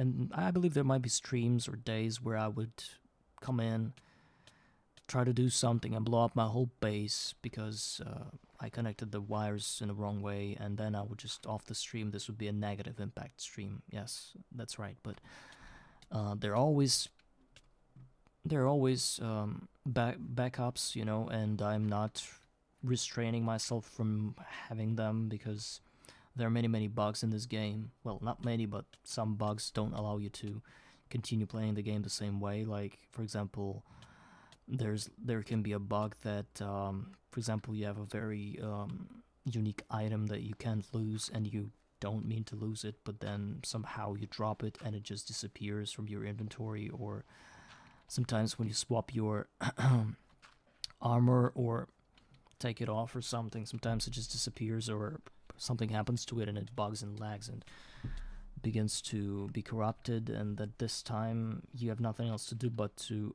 activate. Oh, I'm sorry, game crashed. Let me just slowly log back into the game. I wanted to show you the... Oh, really? Interesting. So, for some reason, Garden of Grind doesn't allow me to enter this nay config mod without dropping me to main menu. Interesting. So I just wanted to show you that this thing enables cheat modes, which allows you to pick up any item from here and drag it into your inventory. But we can use it still, just with some crashes. But once I lose some item that I shouldn't have lost because I didn't intend to lose it, or didn't lose it, or because I lost it like in a natural way, I will probably cheat it back in, because this is how people usually play this game. And maybe I'm crashing because this Garden of Grind thing has this thing in configs or something. But I'll look into that later, but it's fine. Maybe I'll just load backups. First time when I was playing this game, first few tiers, I didn't know that I could just enable a cheat mode and cheat items back in, so whenever I lost my hunger axe or something important like that, I would just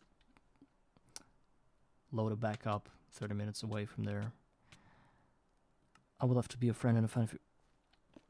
Again, another guy, Rebby 6363749, that wants to be my friend, wants me to add her in Discord. Guys, if you're watching this video, go add her in Discord, or if it's he, I don't know. Then I'm not gonna do it. What's up with these people, man? Why are they doing it? They want like 100,000 people on Discord in their friend list, and what's I gonna do to them, huh? I believe it does nothing. Does that bring in the money? Because I can only see money here. Like, people would do that only if that gets them some money. Like this spamming about an every novice Twitch streamer chat about digital design thingies. It only can be because of money. But this one about adding people on Discord, that just seems strange to me. There used to be moments and times where people would collect hundreds of thousands of friends on social media, like Facebook and stuff, and it was popular to have many friends there. But now, Discord, who cares? Like, you don't even see somebody's profile friends, you know? You don't even see them, as far as I know. And you never want to see them. Like, I don't care if you have like a 3,000 friends on Discord. Why would I? So, right. Now I'm going to showcase the whole thing. Our project is called, I don't know what to call it. Maybe like a dirt castle or something. Actually, this looks pretty cool. So, inside this thing, we've got some free space where we've got 7 light, 8 light, 9 light, 7, 6 light. For some reason, this one is lighter, more bright.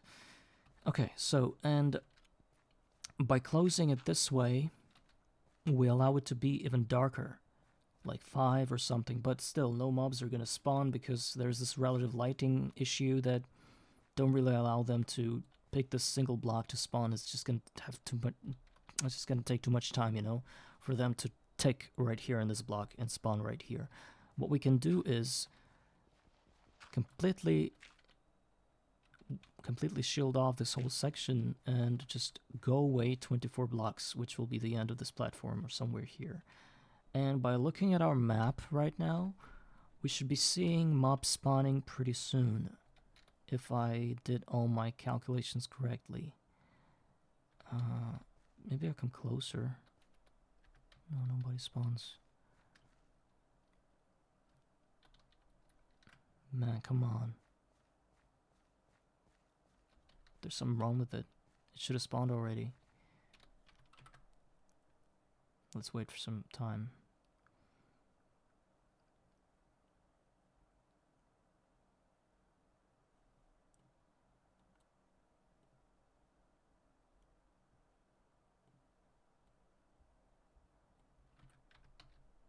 I was waiting in my paused in a paused way, so that waiting didn't count.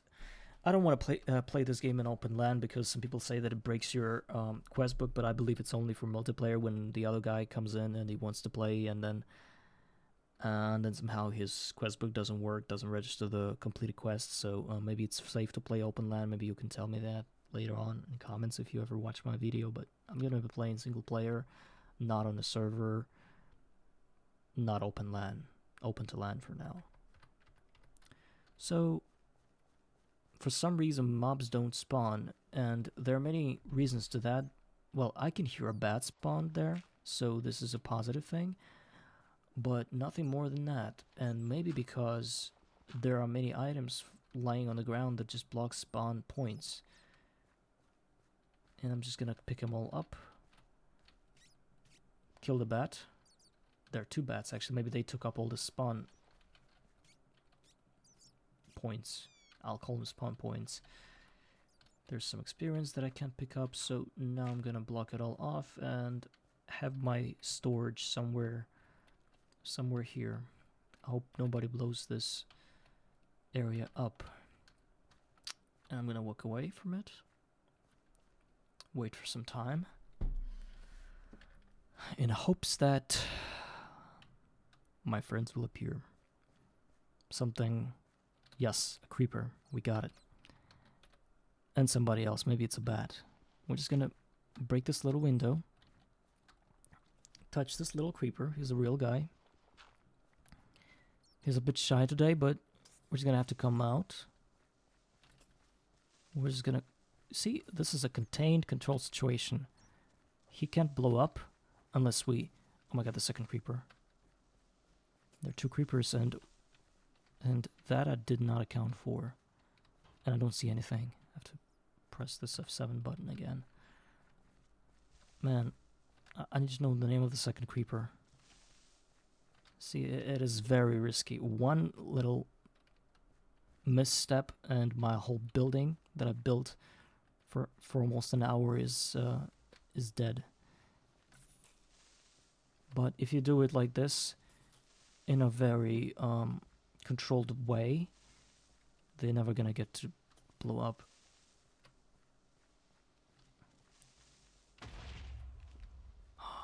It was a gravel creeper. It blew up, but I'm glad it did. I didn't see that it was a gravel creeper. And I believe our platform is not destroyed because it's dirt here, and there's now gravel. Oh no. Oh my god, there's a huge hole in it. How many blocks wide? I don't see it. Man, I can't see it. I need daytime for that. Okay, we've got 11 gravel. Gravel is good. Actually, let's complete the rest of those quests.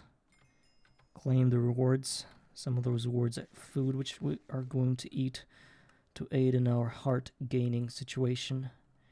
Then there's a book and quill where we can write things down like we're on an abandoned island, like Robinson Crusoe or something.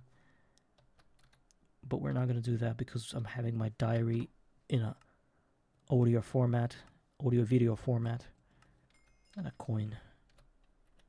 That's it. So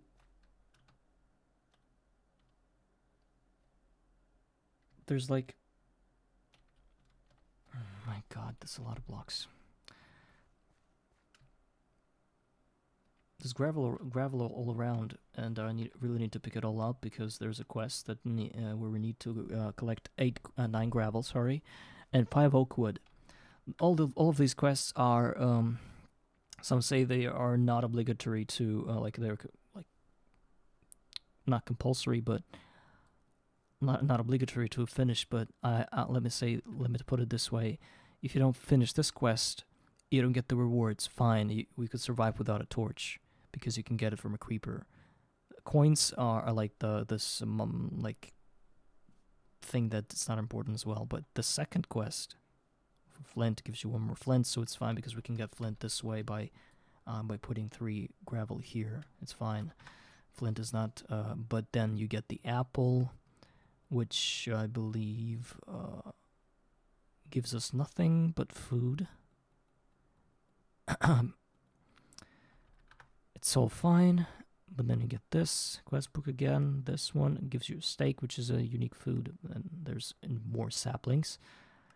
And here you got loot bags, which are oh my god, I made the same mistake again by speaking while there's nighttime. Oh, let me die in peace, man. I'm just gonna push it away and drop myself. So, but what I'm saying is that certain quests give a very good, like, another chest, like another carrot, loot bags, which are really important, but I'm not sure I'm going to be opening them. Some coins that are important as well, and basically you have to complete the quests because it's the game. This is the way the game progresses, you know. But the thing is that in Garden of Grind mod pack, or config, or whatever you want to, in a Garden of Grind run, you're stuck with this first quest. Almost, it's the second quest that you have to complete, and you're stuck in it because it requires you to collect 5 oak wood, and this requires you to have a sapling, preferably an oak sapling, which you can't get anywhere but from the villagers. In my opinion, this is the only way for now. Maybe I'm wrong. I can see a creeper, and it's a concussion creeper, which I believe is gonna kill me and destroy the platform, so I'm just gonna try to carefully kick its ass. Actually, I prefer to call them he, because they're men, because they're very mean.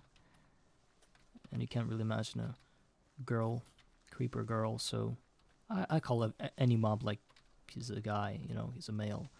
Sometimes I'd call them it, so no biggie. It's however, my god, it's because oh my god, what the hell happened? He was pushed away from this platform, and then it like came back or something, or was there a different creeper that teleported me somewhere? Whatever. So, I need some safety, so I'm just gonna block myself, or maybe go to this platform and do like this little thing, and go here so they won't touch me. It would never crawl to me. So, oak wood, yes, you can't get it anywhere but from a villager trade. And there's oak sapling. I believe I need a classic one. You can get it from a loot bag. Any loot bag, trash bag. And actually, I believe that I've already completed 1 more quest while I was fighting with mobs because, well, spiders can crawl through this thing. Well, let me die. No, I can't die because I've got gravel. Thank you for killing me there. Now they're gonna despawn, all of them. Oh, I'm on the roof. Maybe that'll help me to survive. Okay, so, there's this, loot bag thingy that allows me to drop saplings, even an oak one. It is pretty common to drop saplings from a trash loot bag, which is any loot bag that rolled trash property in itself. Like when you open any loot bag, there are many different loot bags, like loot bag for Steam Age, loot bag from Stone Age, and whenever you're opening those loot bags, you have a chance to it be a trash bag instead. And this is a trash bag pool. This is what you can get from a trash bag. So when these saplings, they appear in 8 different formats, I believe, like 8 different saplings. They all drop at the same time, it's a one-drop thing. And all I need is to either get this loot bag, and roll it to trash, make it be a trash bag, or get a villager through a very, very tedious and extreme process. So I can't complete any quests because this is where I'm blocked with. So no loot bags, nothing. This is the first loot bag I can get, and I'm away from it so much. So I'm so away from it that I better look for a different way, like a villager. But we completed a quest, which is this one, and I get a coin, the Explorer 1. But this one, apparently, I'd have to drop a Mjolnir. I don't know what to call it, like Mjolnir, I think. And it drops. It doesn't drop from anything. It needs to be done in an arcane infusion pedestal. So no loot bag from here. And other quests are just incompletable because I've not yet touched anything that even remotely resembles progress. Look, they're all blocked. Locked and blocked.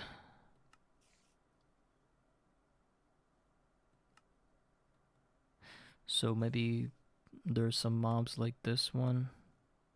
Moon, I have to go to Moon. Time to kill creeper.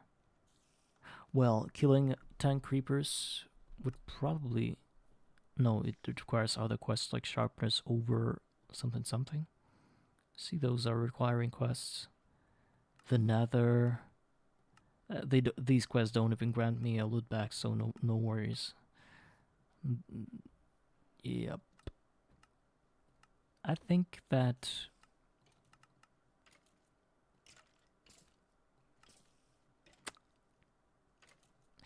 the villager is the only way to get the sapling. Oh, now I see what mess this was. Well, the damage is not that grave, I would say. Where are you going, man? You're gonna die here in my arms.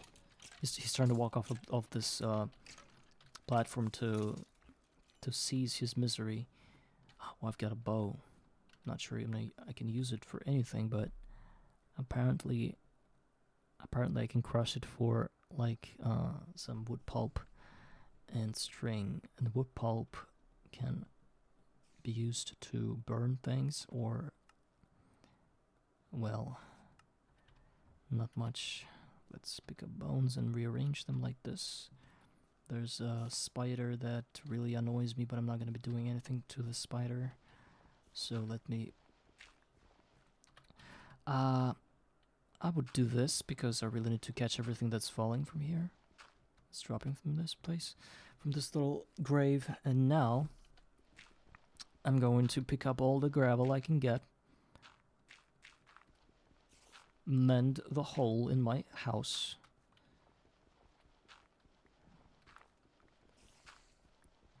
and keep working on finding good creepers. Okay, it gives me flint. It gives me flint in a shapeless crafting. And flint with wood gives me a crafting table. But nah, man, I mean, I need wood first. And I need a sapling. And this is the first step in this game, is to get a sapling. So I need a witch, which I will have to safely encase somehow in this house. Maybe through my countless amounts of death. Maybe through something else, some shenanigans, but I will have to. I will have to get a witch and a villager. Zombie villager. Otherwise, man, my world worth nothing.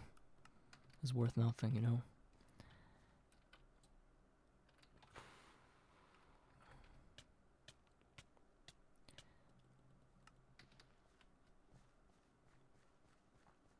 And I really hate this nighttime thing. I mean, I can already spawn mobs during daytime, so I don't need night. I don't need night at all, so I really hope that one of those creepers will be the... what? Lighting creeper or whatever that does the... not the lightning, but lighting creeper, I call him this way. It's the one that drops torches. I forgot the name of it. I've been streaming for almost 2 hours. Maybe as soon as I achieve some kind of gold drop, maybe I'll finish this then. But now I'm keep doing it. Maybe I'll use some gravel instead of dirt to oh, actually also I've got this. Why is it like that? Oh, thank you. Well, like 1, 2, 3, 4, 5, 6 more deaths and I can start my farming process.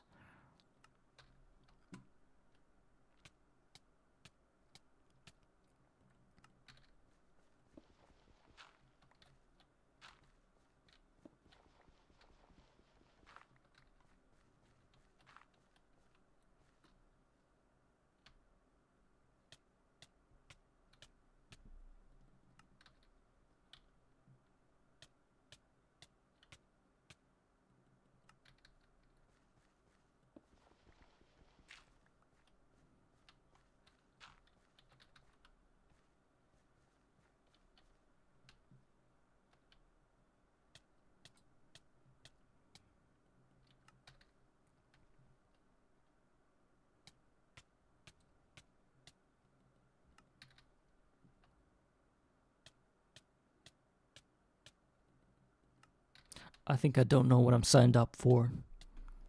If I can't even get a sapling in this game, what's it gonna be later, huh? What if I need some kind of resource that you can't get through trades? What if I would need like some kind of like crazy RNG? I've heard there was like a moment in this mod pack and this garden grind thing that you had to roll a few million scrap boxes. It's like basically this box that you can open and it'll give you something out of it. Like there's a fixed thing and there's like this chance that it doesn't give anything and it's almost like 100% and sometimes it gives something. And there was like this one crystal that you had to get and it can only be gotten through this scrap box. And there's only like, and you would need like many of those crystals, like maybe 9 or whatever. And all I know is that people rolled a few million times in order to get those crystals. And without having those crystals, you can't progress further. So I believe this is one of those moments, but I think that I should be fine now with the new additions of this config. I believe that there won't be there won't be such troubles because I'm not ready to open 3 million scrap boxes. I'm not even able to create them because it's UU matter. It's like a whole chain of different processes, you know, and those are unforgiving, even in low, even like on the lower scale. What's gonna happen if you need 1 million of those things? I can imagine myself going mad from all of this. Okay, a bad spawn, which means that the spawning point is eligible. I just have to wait for some more until somebody important decides to visit us.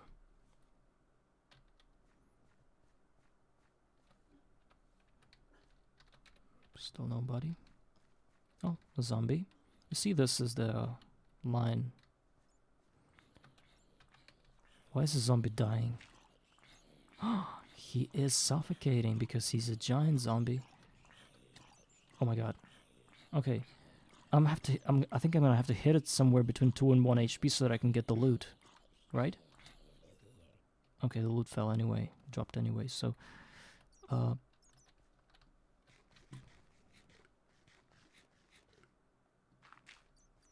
I don't feel particularly healthy, so goodbye.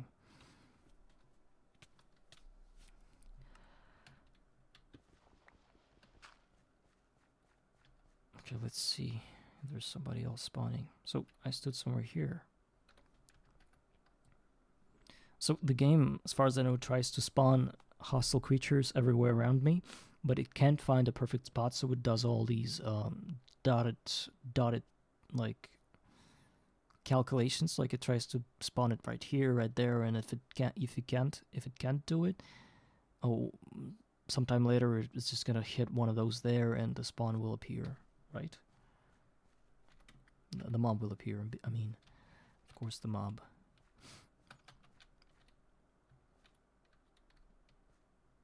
Oh yeah, 2 more mobs. Those might be bats. Those might be... Well, usually when you don't have any icons like it's a creeper or a zombie, it means that the mob is modified. So this is a... What? Ah, concussion creepers. Those should support you. I'm just gonna, you know, do it like this. I don't care. Nice. Those creepers, let me see what they give, but I believe they don't give anything. They might give you like an ender pearl maybe, or a piece of ender pearl. So let's see, concussion creeper.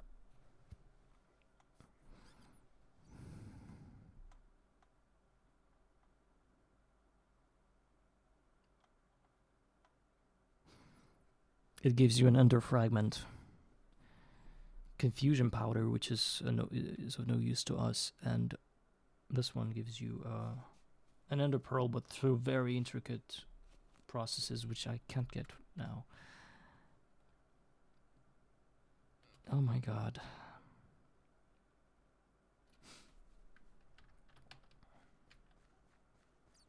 Yes, and why can't I spawn anything? Let me check this. Bats are here. I think they meddle with the spawn process somehow. Okay, something started to burn. I believe this is a big zombie again, or maybe this huge skeleton that just looks black. Them. Okay, something started to hiss. Is it like another? Okay, I would need it to die like this.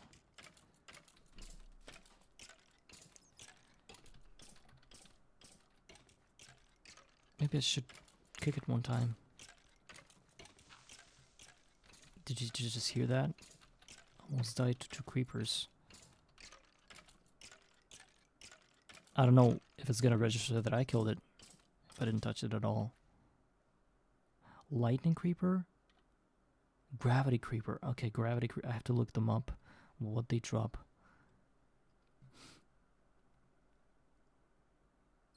Lightning creeper drops redstone, and gravity creeper drops gold nugget. This is actually important. I have to kill them somehow. Okay. Okay. I blew up my platform again. But I need this one. This one I forgot that the gravity creeper pulls me. That it pulls me. I forgot about it. Man, no. So bad. This is so bad. Oh my god. And it's nighttime. I lost the whole house.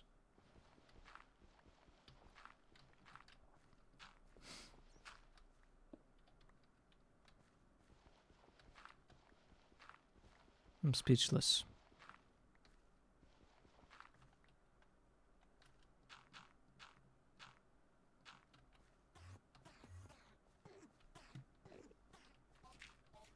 Okay, maybe this isn't the right strategy. Gravity creeper started pulling me, and I couldn't do anything. How should I have done this? Like, leave this one block there and try to kill it through a window?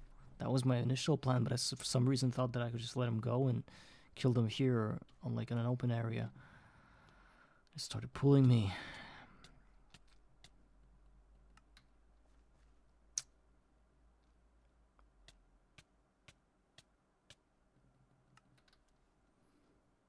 Maybe the real game plan here is to spawn as many dirt creepers as I can and build a bigger platform. Collect all the dirt that I can have. Like here, you know, on this open area. Instead of building these little houses that just blow up every time that something bad happens, because those are a lot of resources, you know. Those blocks that I lost.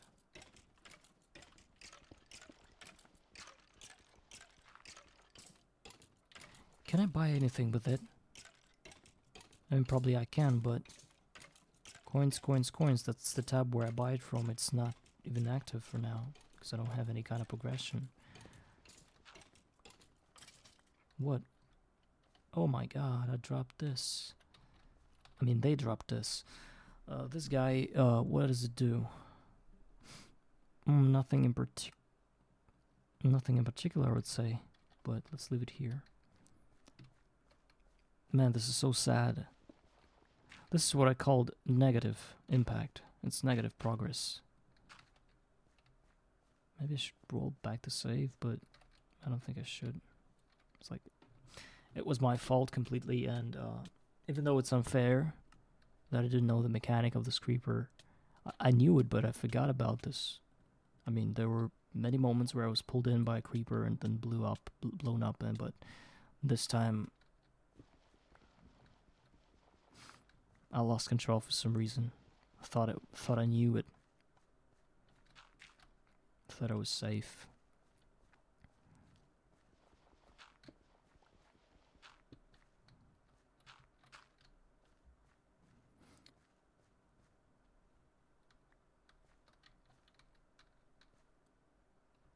I still got the 35 gravel, which is a very positive thing. Who's that? Ninja skeleton just... Oh. Wow, this is crazy. Well, maybe the house isn't the brightest idea. Okay, but what if I spawn this gravity... Actually, do you remember me spawning this creeper? Gravity creeper. I think it spawned here already, you know? I just don't remember any creepers pulling me like this. Maybe if I ever see this creeper again, I should just, you know, drop like this. Just fall like this, and so that I would never have to deal with it.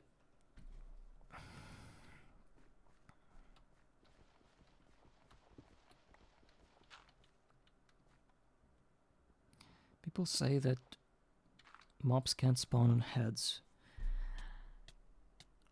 But what does it give me?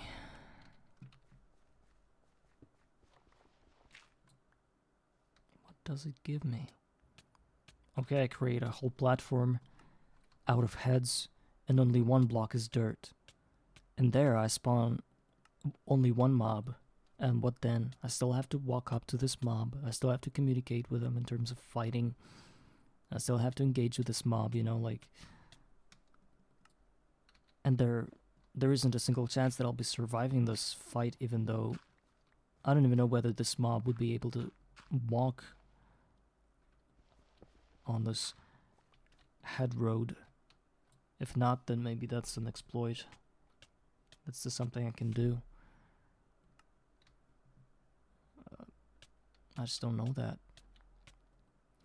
I think right now we're sort of stalling because we don't know what to do in terms of mechanics of this game.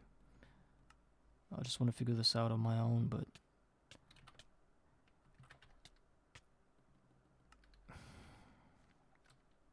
Frustration happens. It's fine.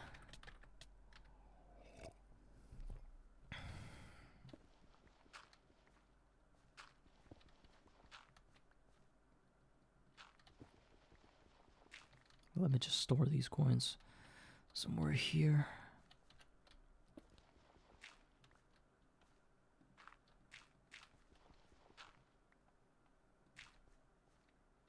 It's like I died 10 times, but I don't see 10 blocks.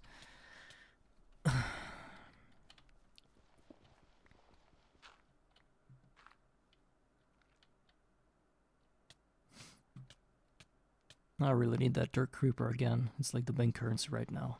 Not dirt itself, but the dirt creepers. Those are good guys. They allow me to collect building materials so fast that I don't even have to die in vain this much. Actually, whenever I play like a real Minecraft, like real Greg Tech New Horizons, I meet those mobs all the time, the dirt creepers. Sometimes I confuse them with the armor creeper, because they all look brown to me. But the armor creeper, as far as I believe, it has like a chest piece or something. It's made out of leather.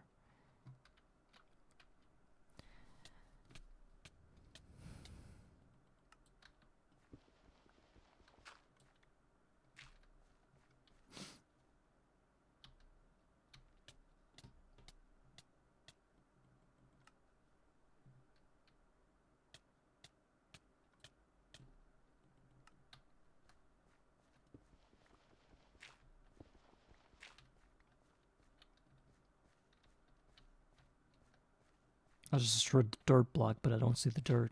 I didn't get it. Where did it fall? Oh my god. Okay, I have to think about the heads though. They do something. I just don't know the. Well, they ban mobs from spawning, but apart from. Oh my god. Oh, it's fine. Can he actually kill you? Spitfire skeleton, or maybe just wait for you to die. Because I was afraid that this mob shoots. Okay, I already have all of it. I was afraid this mob shoots like gassed fireballs that blow up on the spot, but we got 4 arrows. We even got the bow right now, which means safe killing of very important mobs. But the most important mobs for me right now is the torch creeper, which I haven't yet encountered here, and the creeper that I have to let blow me up, which is a gravel creeper or dirt creeper. Those are very good creepers, and I don't have to shoot them. But the torch one, I think I should shoot once I see them spawn, because you can't always kill them with your fists. Sometimes there's like a difference in distance that they jump when you hit them, so sometimes you just can't really react. Find a good spot for it, or good reaction to have a good reaction on them approaching you, so they blow up. Some of them are faster, some of them just move in an unexpected way, some of them shoot cobwebs underneath your feet so you don't really move at all. So there are many different things that can go wrong, but those creepers spawn. It's a very rare thing, so I think I should collect all the arrows I can get and then use those arrows to kill very important mobs whose drops I really want to guarantee. Yes.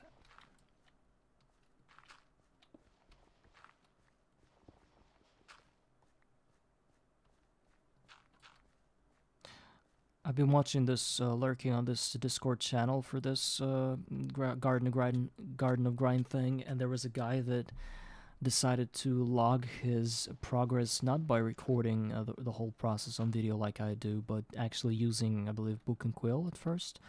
He started writing down different things he achieved and the day and the year he achieved them at. So right now I'm at year 1, day 8, if you can see that in the second line, top left screen. But this guy, he got his first oak sapling on the 10th day. And this drives me mad at how wrong I'm playing. Like, I do something in such a wrong way that 10 days for me is just a platform and no progress at all. Yes, I've got some gravel, but gravel on its own doesn't mean anything. It needs an oak sapling to complete this quest. This is the first one. Look, it needs that one. And I can't get that. I would rather have a sapling rather than gravel, because this one is cheaper in terms of RNG weighting and stuff like that. So, it's raining, so, as far as I know, mobs can spawn if I wait here. Let's just see what's happening. Should I build another house and not... Maybe I should do it a lot narrower, you know, like just like 2x2 maybe, so that one mob can spawn there. I think I should do just that. Like a little box, a little cozy box for one cozy mob to appear, whom I can kill very easily without no fear that the second creeper is hissing somewhere around, you know. It's pretty basic stuff. Just like that, yes. Maybe even one block, but I think one block is pretty narrow for them to spawn. Also, what I don't like about the giant mobs is that they can hit you from farther away than the normal zombies. You know, like giant zombie. If you try to hit it through a wall, it's gonna hit you back, even though it shouldn't, because a normal zombie would have never been able to reach you from a 1 block distance. from one block window.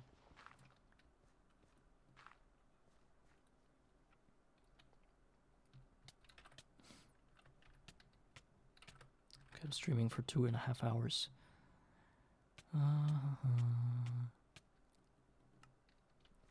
Let's die some more times.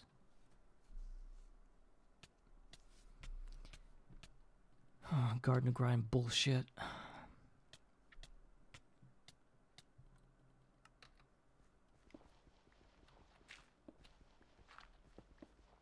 Dirt age.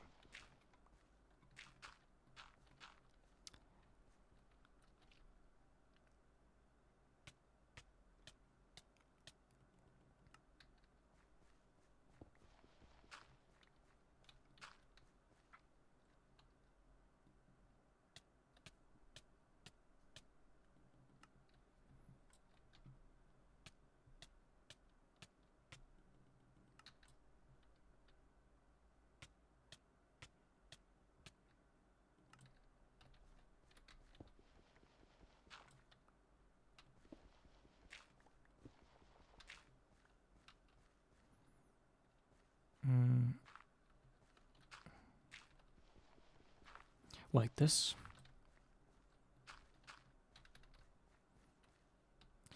Like this and like that. Respawn. I believe we're well over 500 deaths right now. 559, yes.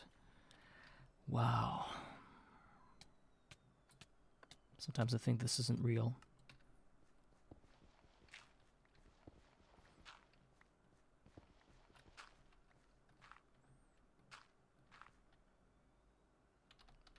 Two more blocks to go. Two more blocks to fall.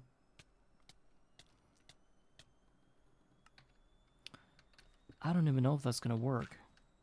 I guess we can make this place dark, go dark, fully dark, like spawn type dark, but what if 2x2 is not enough? What if it needs like 5x4 or something? Because I haven't studied Wikipedia of Minecraft like that. I looked at the 24 block distance so that I would know how far should I go. Okay, let's check this whole thing out. I believe it's fully encased, fully enclosed, and so let's just walk away from there and hope that mobs will think that this is the only place where they can be and quickly show up.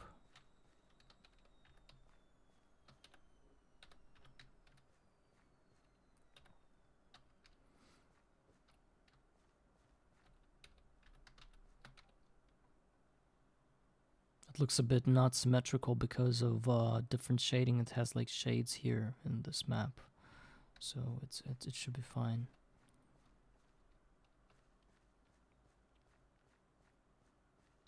Yeah, right. Let me check this. Yep, it's all good.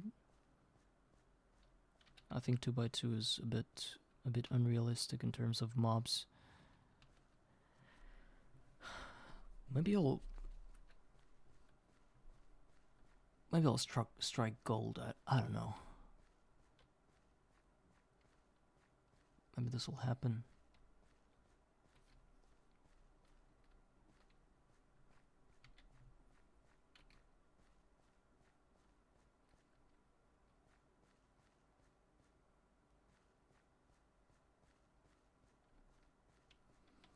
Nah, I mean, it's probably not gonna work. I can get it to spawn anything.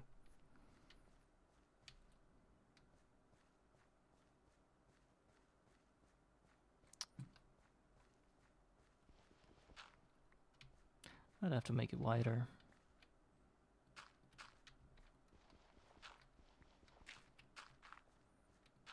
I'll be trying to make it I'll try that you know, let me put it this way.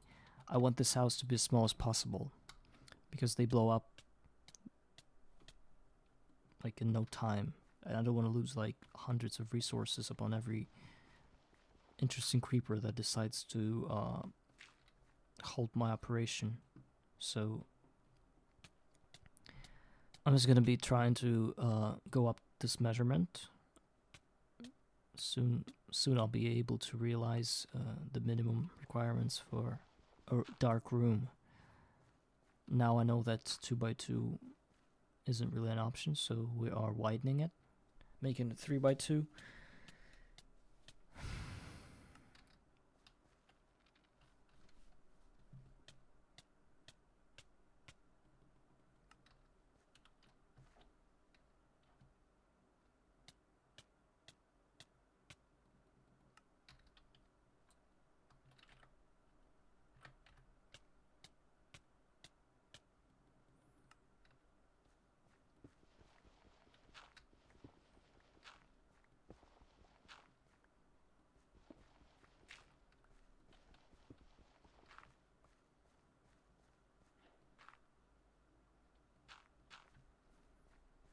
Let's check this one out.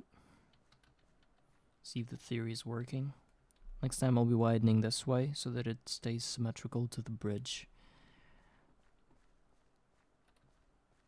Not a bad nothing. Not a single spawn.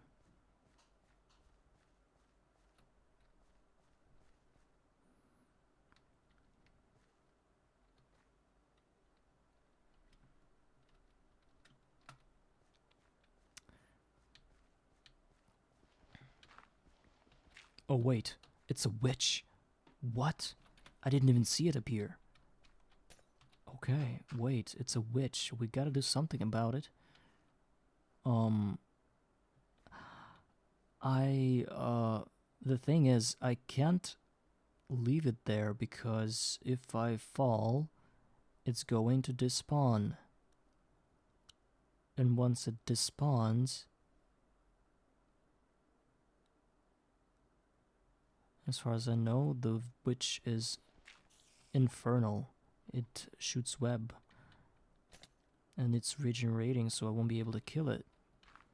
Okay, and it also does this withery thing to me. I've got the witch, but if I ever fall to my death, it's gonna despawn. So how do I avoid that? I should make my platform a lot wider, I believe. This way when I fall, I'm not gonna fall when I die, I'm just gonna land on this right here and prevent all the despawning from happening. But then again, having the switch right here, I need to ensure that I also spawn a villager somewhere else. Let it be her house. I'm fine with it, but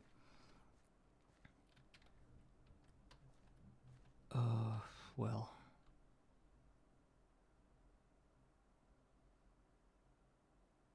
maybe the key of this game is to have many houses like that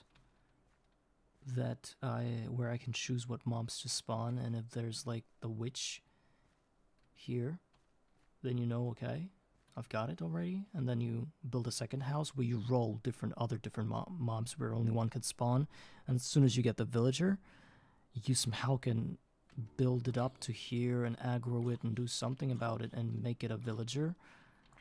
But then again, these mobs despawn once something stupid is happening, you know, like when I fall down, they despawn and I lose them. Those are just zombies, man.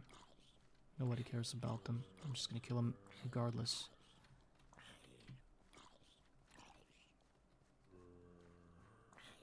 Okay, I got a witch, which I believe I'm gonna lose it anyway, so...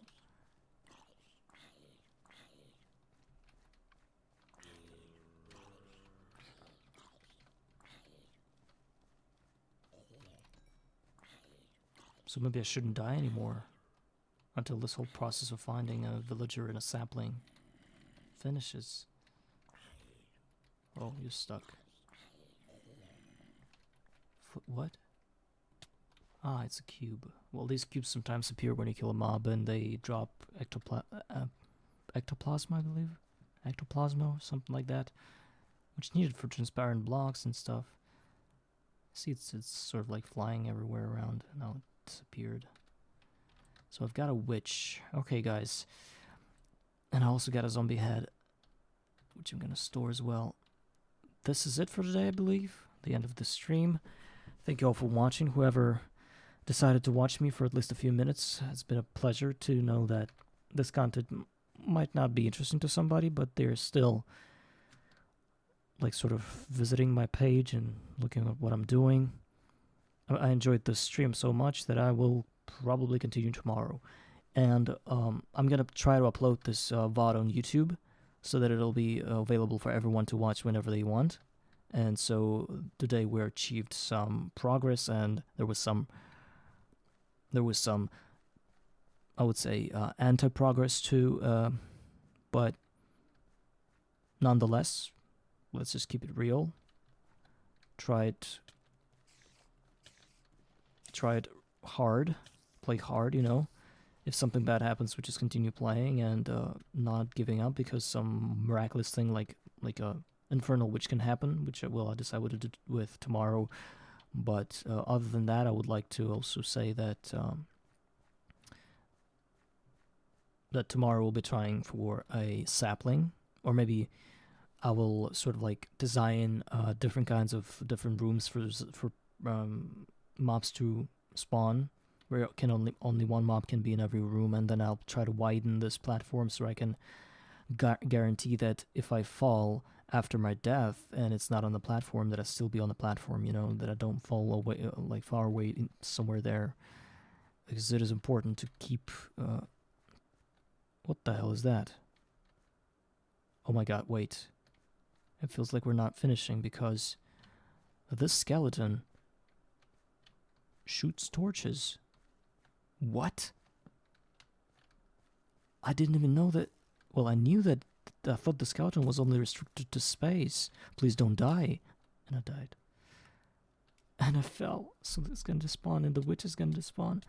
Okay, guys. Aside from all that, I got myself 2 torches, which is a very good thing. And now I know that there's a skeleton that shoots torches, and I'll read upon this, and I'll learn who the skeleton is. So if I V these torches, they also light up this area. So now I want it to be safe, so I'm just gonna light up this area and see if it's 6, 7. So I thought I dropped it. Very, very dangerous. Okay. You're a teleportation one. Don't care. Please no creepers. Please no creepers that blow up platforms. Oh my god.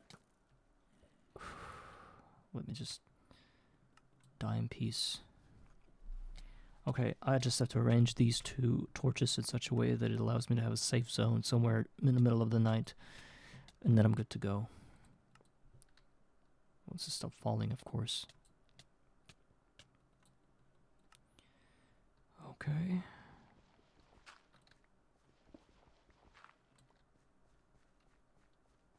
So I'm really afraid. Okay, torches are here, good. I'm just gonna block this one off. I'm gonna use a head so that nothing gets inside of this. And this will be my save zone number 1. This will be my save zone number 2. And I really want to see that there are no dark spots, and there are. I need a lot more torches, but at least I have some now. Now I can see stuff during the night, which is a huge progress for me. Okay, guys, anyway. So this is the end of the episode. Thank you all for watching. See you next time. And goodbye.